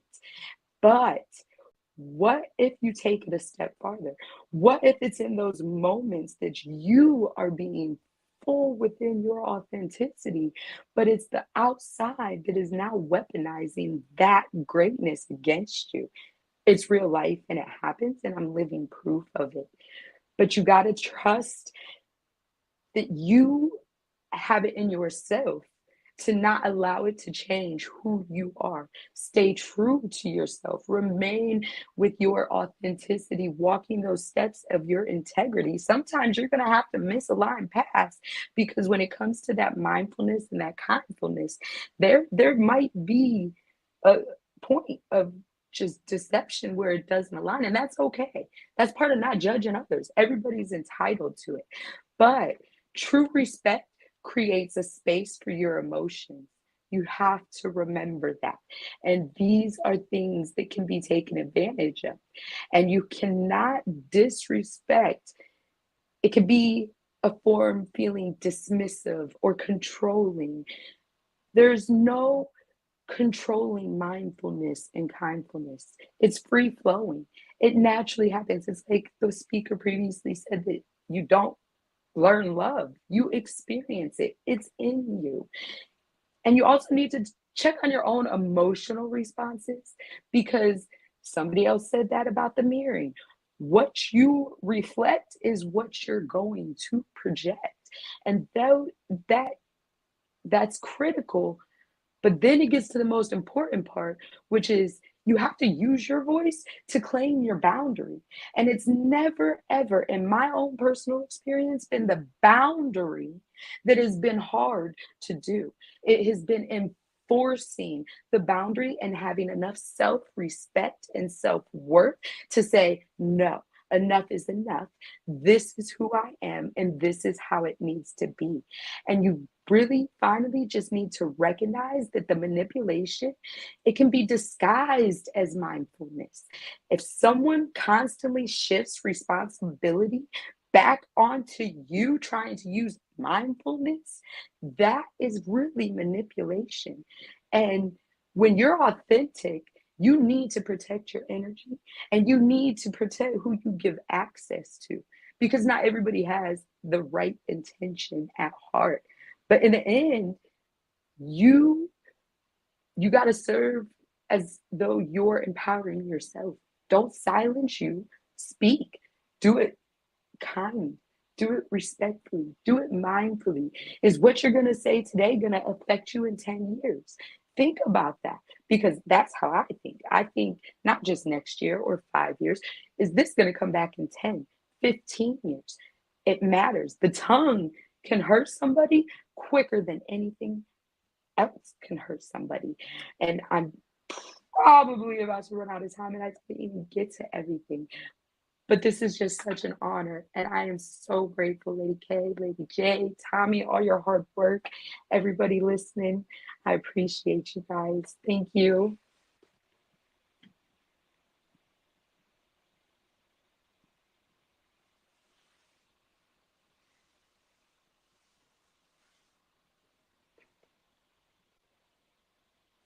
I don't know what to do. Should I keep talking? Because it's about the team.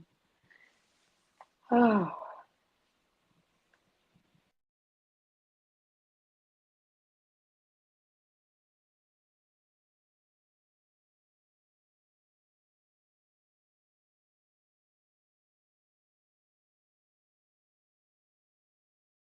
I mean, I could keep talking. I'm sure that will happen. Really what I was going to take it to that I probably didn't say is, in my own personal, space, kindfulness, it's been critical. Look, there's my alarm telling me I hit it.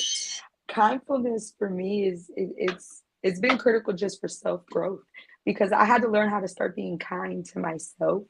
I had to learn that I was allowing myself to be projecting what I was feeling. There's so much like the inner child, healing all of it. That is all so true and so accurate and real because why not me? Why not me be the one to break the generational traumatic patterns? Why not me be the one to create a ripple effect that is through my adversities and my struggles that maybe my daughter or future generations won't have to experience it?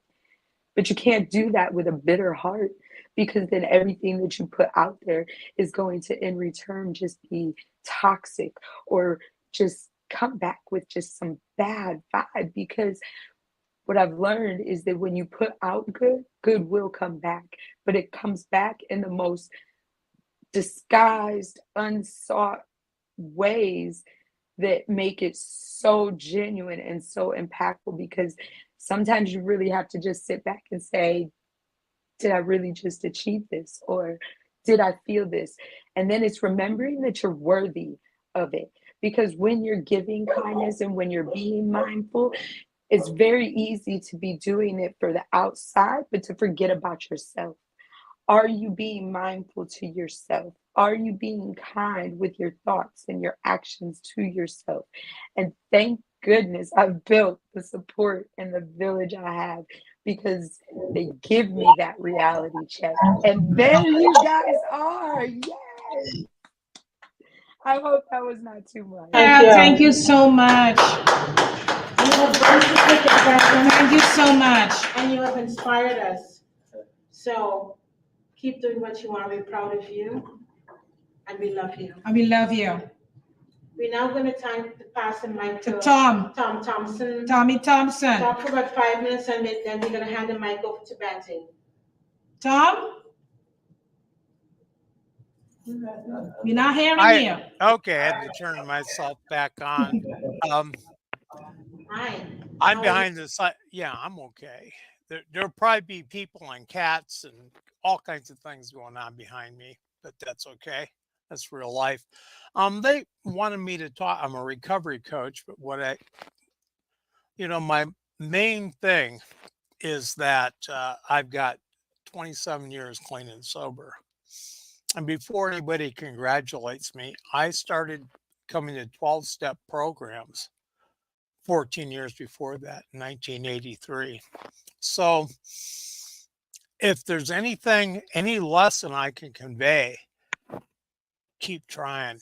If you're alive, there's an opportunity for a spirit, higher power, whatever you care to call it, the Holy Spirit, to work in your life and deliver you. It might be a hard road, and I certainly had that. But I just want to share a couple of things. There's a great truth. And I remember I was going to some 12-step meetings, and I'm not supposed to identify the program because this is we just don't do that at the level of press, radio, film, and this qualifies. There was an old guy named Ernie at this club close to downtown Indianapolis. And he was a great big guy, about 300 pounds, florid face. This dude would wear like a white shirt and bib overalls in downtown Indianapolis and these great big clodhopper shoes, And he would look at me and listen to my BS. And he would look at me and smile and go, "You ain't done drinking till you're done drinking." And then he would go in the meeting and basically say the same thing. I thought he was a redneck idiot. What I found out later was a great tautology, a great universal truth. You're not done until you're done, because you won't, whether it's addiction, alcoholism, whatever it is, you will not stop until you're ready to go to any length and you're ready to surrender. It took me a long time, and I had 5 years in at one time, and I blew that, and there were some major consequences.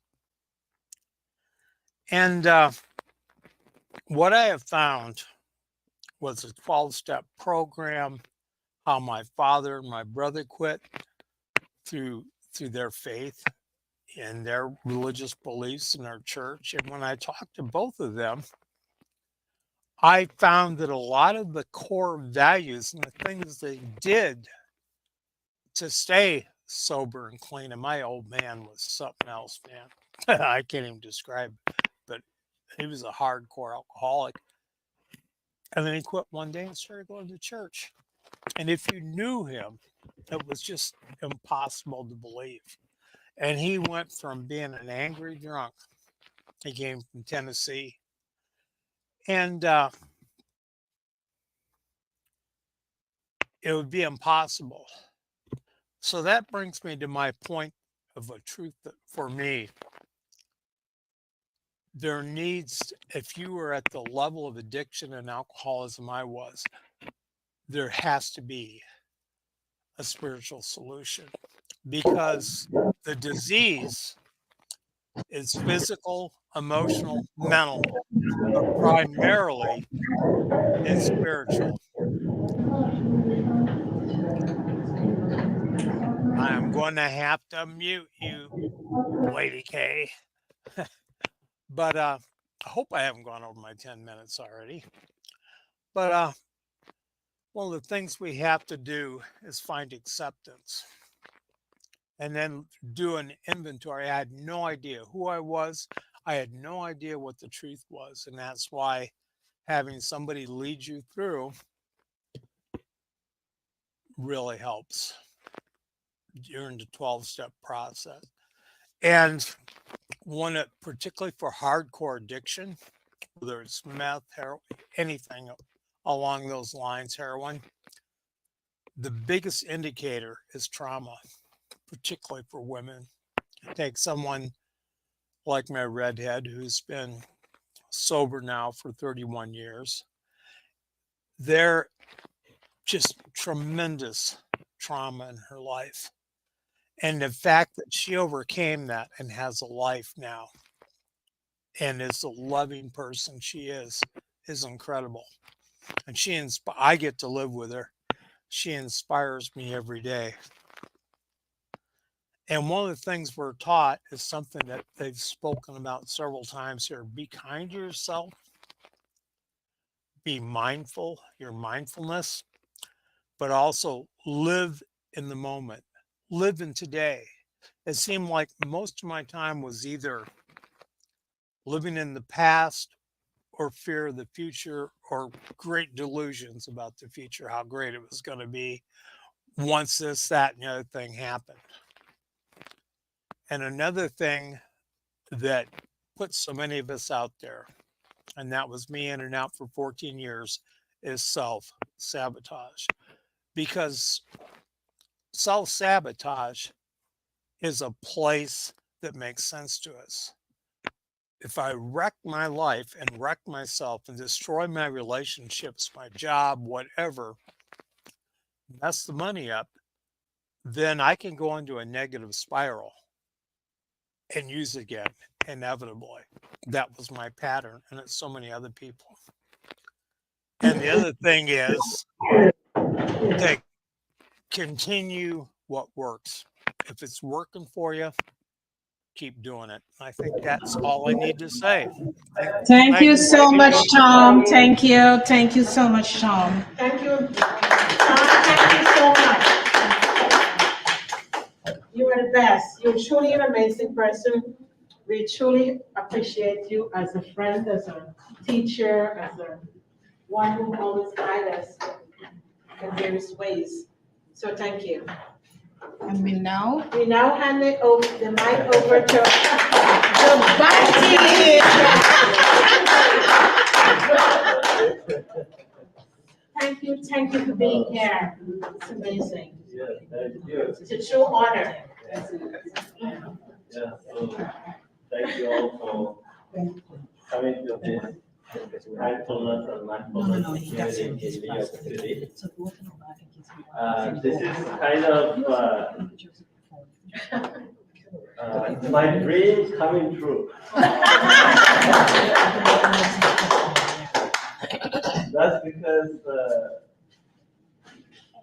I have started a global mission calling every country a mindful and kind nation. Starting from Canada, and officially I call Canada a mindful and kind nation. So I have registered that name as a non-profit organization, and I continue doing kindful, mindful programs across Canada, also across the United States and some other countries, the European countries and also in Asia. I think because of one virtual kindfulness program we had, that we got to know Joanna and Karen. Yes. 3 years ago. Yes, exactly. 3 years ago. And somehow we got kindfully connected. We got kindfully connected, and we had this the LinkedIn connection. We had LinkedIn communication, conversation, and that led to have me on your one of the podcasts. Yes. And then when I got to know about these beautiful sisters, now I see that they are commenting miracle sisters. So I can call kindful miracle sisters. Thank you.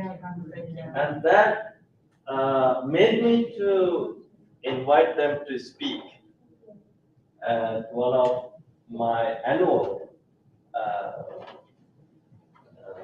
Kindful Canada Symposium, the Conference on Mental Health and Kindfulness. It was during the COVID time, 2 years ago. And I wish I had both of you in person. Yes. But that day I gave it live on YouTube and Facebook, and I read comments and I received feedbacks. The audience across the world were very inspired of these two sisters and what they do, and what the insights and motivation, the inspiration they are giving to the people. And I think,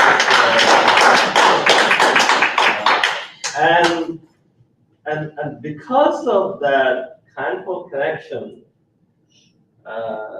we happened to meet last year. Yes, yeah. At one of my relatives' house in Brooklyn. Yes, right? yes. And Karen and Karen's husband. Actually, today I couldn't recognize him. He looks different. Yeah. The last one I had the bald head. Yeah.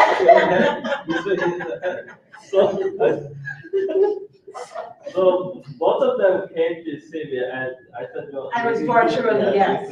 You virtually, yeah. We had quick conversation virtually, yeah. And then this time, when I was coming to New York for a big ceremony held yesterday, and I wrote to Karen that I'm coming to Yankee City.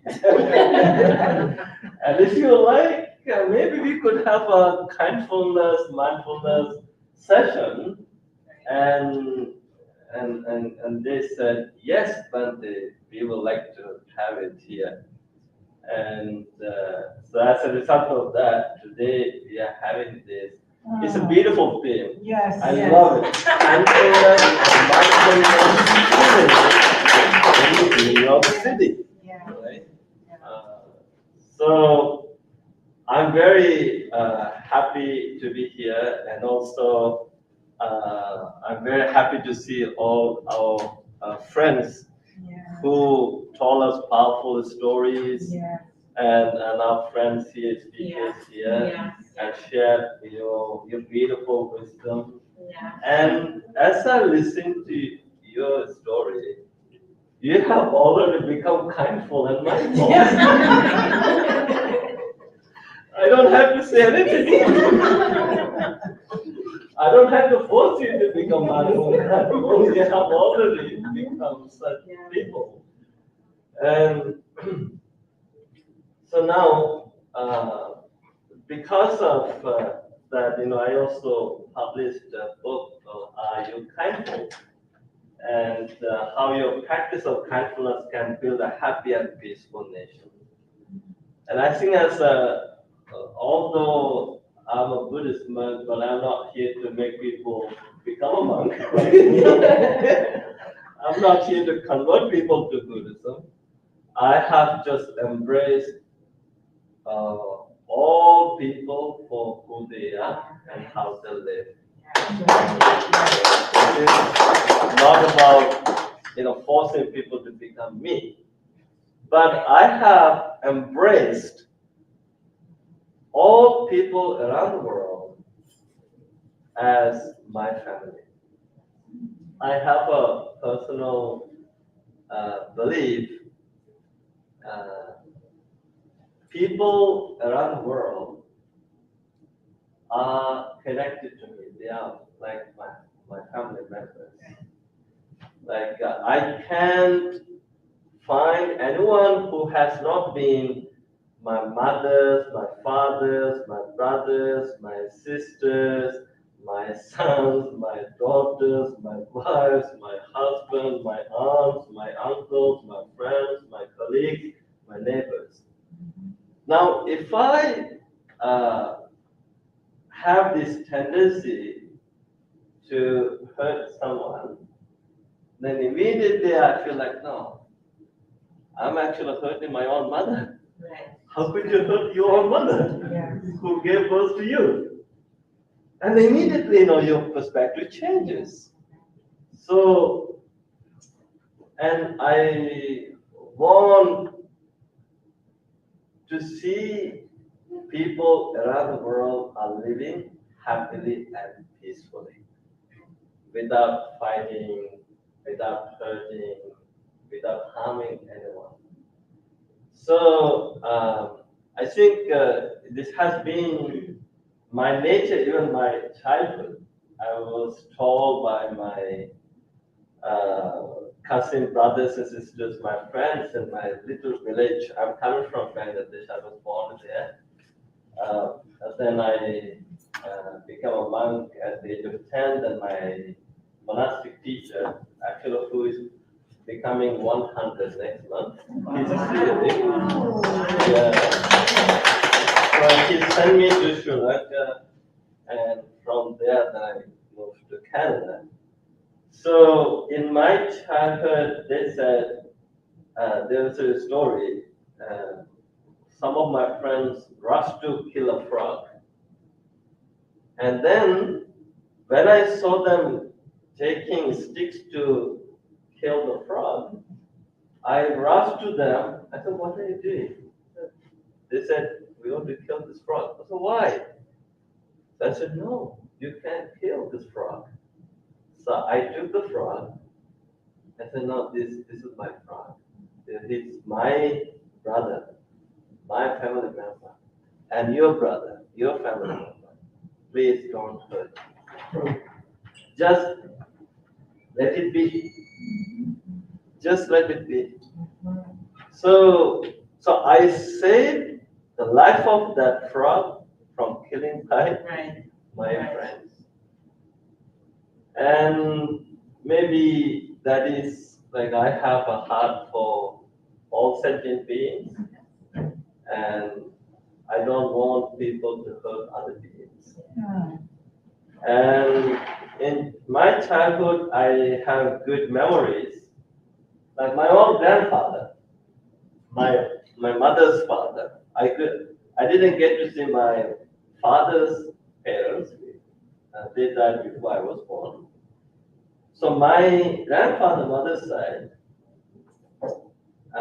he was the first human being that I met. What I'm teaching now, that's the teaching I have seen in his action. Like he was a vegetable farmer. And I remember going to vegetable farms and being with him, and I have seen how on the way back home, going to some houses and dropping some vegetables for the families. And then I was kind of curious. And then I asked that question from my grandpa. I said, Grandpa, why are you doing this? The grandson, these people are going through some difficult times. We have abundance.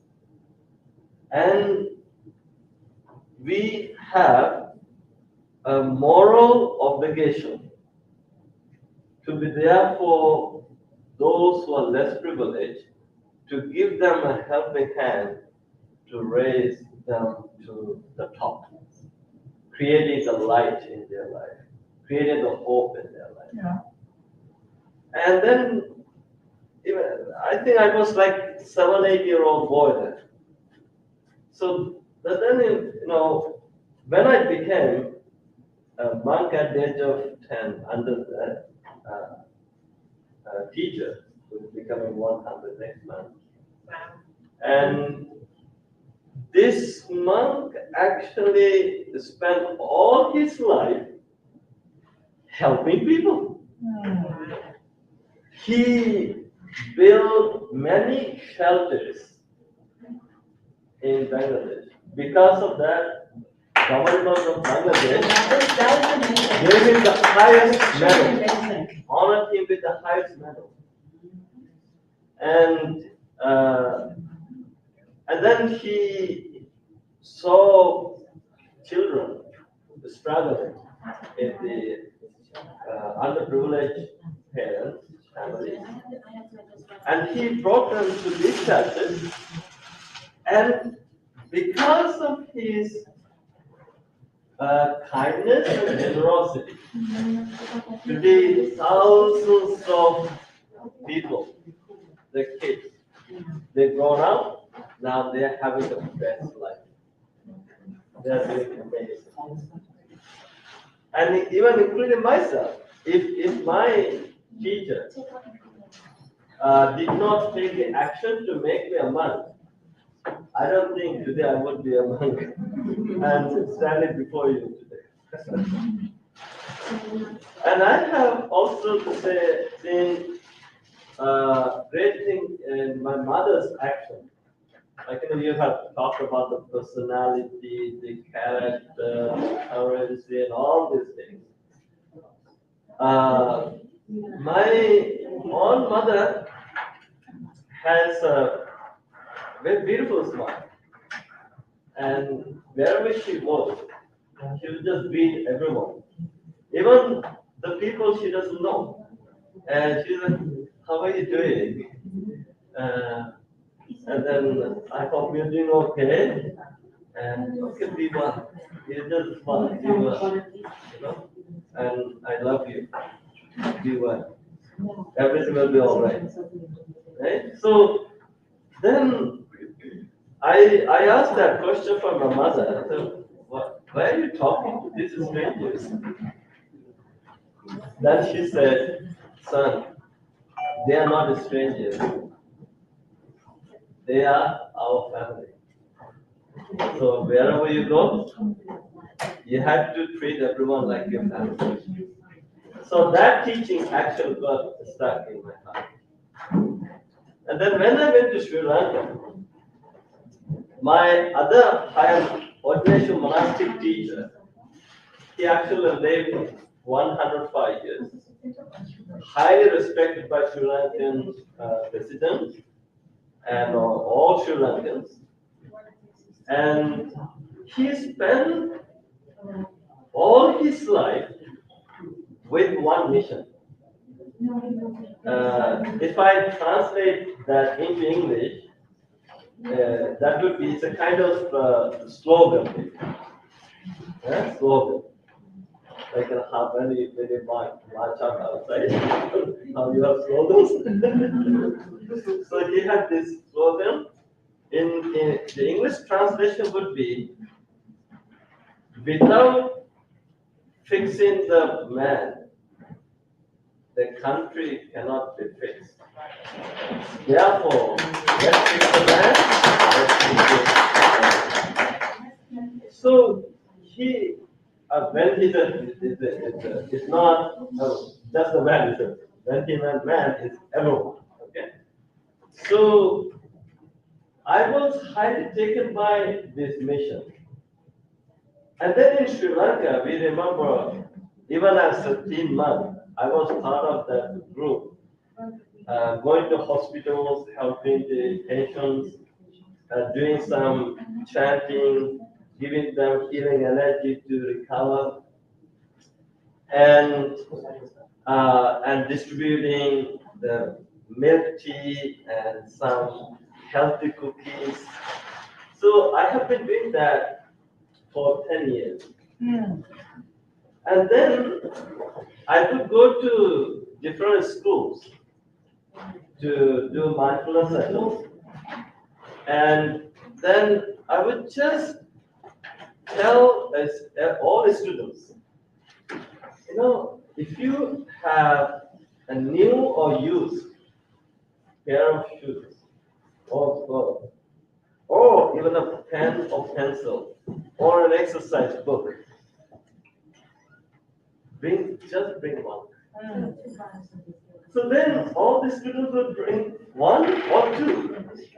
So now imagine 1,000 students bring 1,000 items. So then we collect all this. Then we would just go to rural areas, poor areas, and we just distribute these items to the poor students.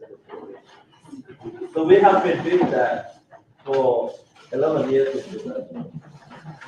Then when I moved to Canada in 1994, now you know my age. So there, I started doing suki. That what happened was in 1995, I went to downtown Toronto to do an evening meditation for a group of students. There was a school called Toronto School of Eastern Medicine. So there were about 50 or 52 students, 7 to 9. And then after meditation, when I was walking to the parking lot with my friend, we saw some people, the young people lined up for something. They were lined up for the LCBO. You know that, right? LCBO is the alcohol where people can buy alcohol wines. In Canada, it's called LCBO, right?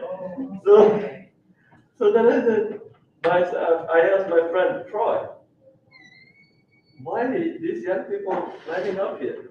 Do you see that? And what is it? It's alcohol and wine. I said, Troy, we have to do something. So we cannot preach, right? We cannot force people. So we can create some program So I started organizing soup kitchens to feed the homeless people. And then, I would, whoever I know, I would just encourage them to come together, and we would prepare food for 500 to 600 homeless people. Very full meal. So we would go to a church. We would go to Good Shepherd Center and a church in downtown Toronto. That's where the homeless people come for meals. And we go there, prepare the meals, and we serve them. After serving the meals to the homeless people, these young people's behavior and thinking and attitude started changing. So I still continue doing the soup kitchen and shared care program every year, couple of times a year. And during the winter time, we prepare care packages. I collect these items, winter items, from my students. And with people, we just walk on the streets of downtown Toronto. And then just distribute the care packages to the homeless people.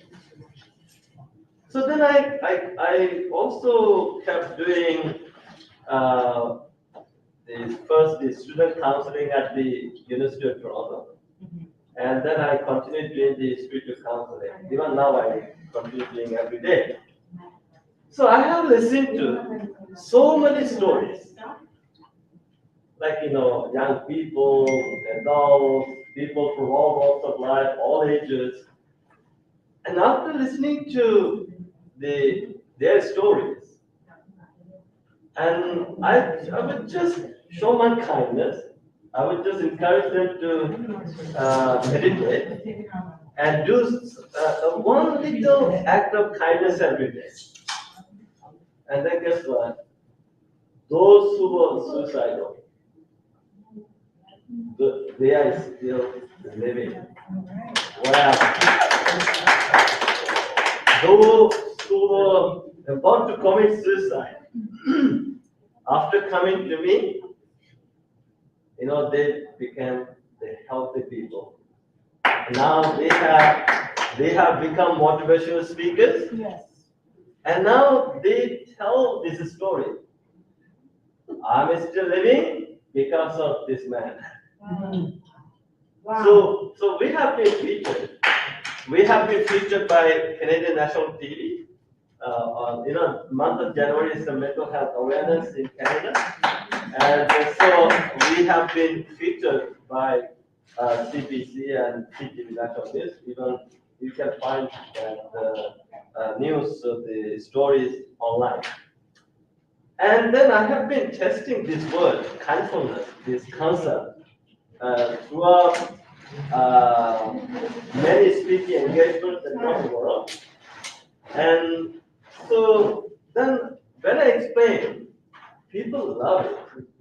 So this word kindfulness, actually originally it was coined by a funny British Buddhist monk living in Australia.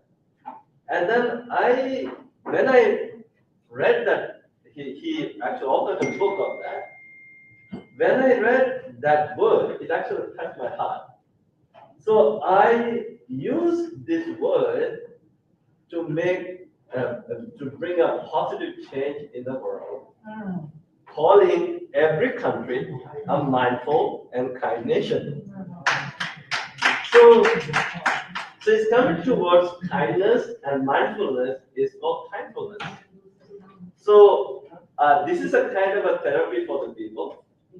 And I'm just telling people, okay, embrace kindfulness in 2 steps. The first step is be mindful to be kind to yourself, right? Self-care. Loving yourself is very important.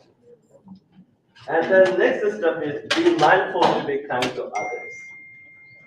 And so if we can when we use the word mindfulness, it is all about remembering. Always remember. Never forget. Never forget to be kind to yourself during difficult times. And at the same time, be mindful to be kind to others wherever you go. So even now, when I travel, when I walk, I meet people. I always smile with people because we had a laughter session, right? So we smile. You have to smile from here is not enough. You have to smile from the heart. Right? Yeah. So then people love it. People love it. And then I'm encouraging people to do one act of kindness every day. Just one. Now, if we are being mindful to do one act of kindness a day, how many days a year? 365. Now, every time you do an act of kindness every day, and if you continue doing that every year, then there will be many more acts of kindness. Then your life is going to be changing. You become kinder, and you also make people kinder. Through kindness and mindfulness, you make other people's life brighter. So, and happier. So I think this is a very difficult time of the world. And I said, this is the solution. This is the medicine. This is the therapy we all need. So I know we don't have much time because I have actually a lot of stories, a lot of things but today I'm just kindly grateful to Karen and John for organizing this mindfulness even in New York City with all of you. You all are amazing people. I highly respect you and I deeply love you. I care for you. Please just continue being who you are, doing whatever you're doing right now. This is what we all need. So with this in mind, normally I sing, I don't know, do we have 1 or 2 minutes? Sing. Yeah. Sing. So we can, this would be a truly a meaningful, kindful and mindful evening if we can sing this together. It's very simple. It's a may I be well, may I be happy, may I be peaceful, may I be free. And then may you be well, may you be happy, may you be peaceful, may you be free. Then may all be well, may all be happy, may all be peaceful, may all be free. So we can sing it together. Right? Maybe you can, all of you are good singers, I know. Maybe you can join me, right? Yes. May I be well, may I be happy, may I be peaceful, may I be free. May you be well, may you be happy, may you be peaceful, may you be free. May all be well, may all be happy, may all be peaceful, may all be free. Thank you so much. And if you like to know more about the kindfulness principle and the stories, I would like people to read this book. Yes. Yes. Thank you so much. Even because you're such an amazing person, you're someone who inspired all of us all the time. We are truly honored in this moment that you took the time to be here with us. And for that, we'd just like to give you a small token of our book as well. Oh, thank you so much. Yeah. And also, I also brought this book as a gift.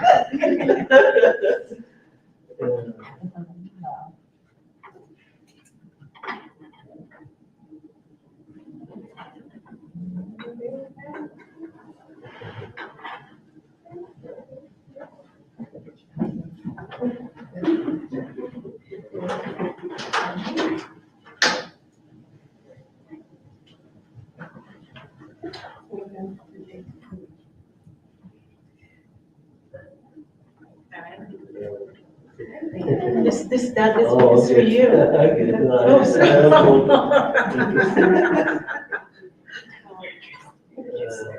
We exchange a book.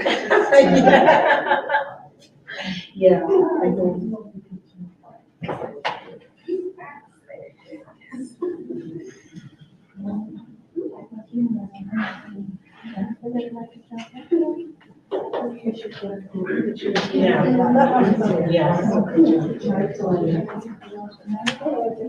Somebody go take a picture of it. Somebody go take a picture of it.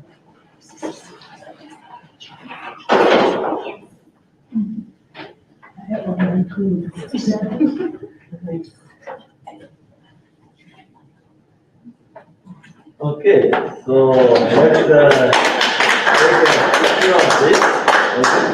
Yeah. Can someone help? Yes, yes. Maybe we can hold the book and. Yes. Ready? 1, 2. One more. 1, 2. All right. So this is my That's yours. Yes, that's yours. Let's all get a group picture. Let's get a picture. Okay. Start up right here. To get the light. Oh, okay. That's Come inside. Who has to do? Oh, you gotta get one. Jesse, we want to get a group picture, but somebody got to take it. Mr. Ed, you want to be the one to take the picture? We gotta send the pictures out. Yeah. Huh? What's the camera? Mr. Ed, Can I take it? I mean, you gotta come in. I must be ground. Everybody here? Oh, yes, perfect. Yeah, you get in there. Yep, he coming right in too. All right, let's say kindfulness and mindfulness. Kindfulness and mindfulness. That's a beautiful picture. All right, let me. You gotta One go.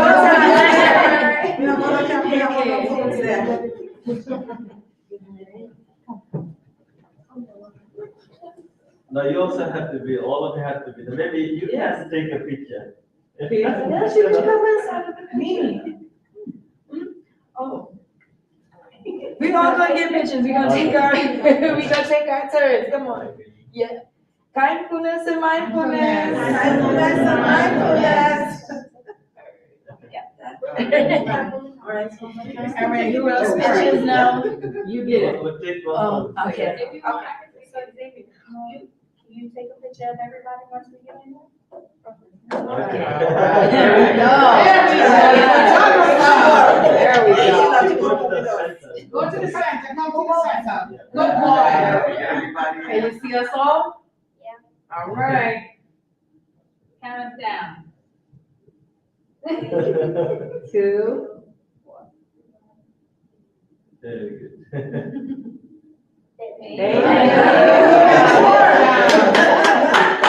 Sure. Or you have to pull it up. Let us take a picture. Yes.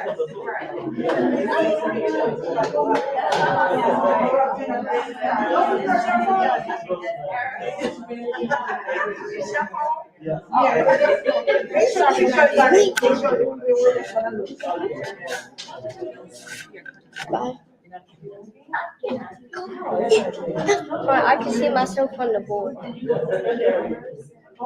can see myself.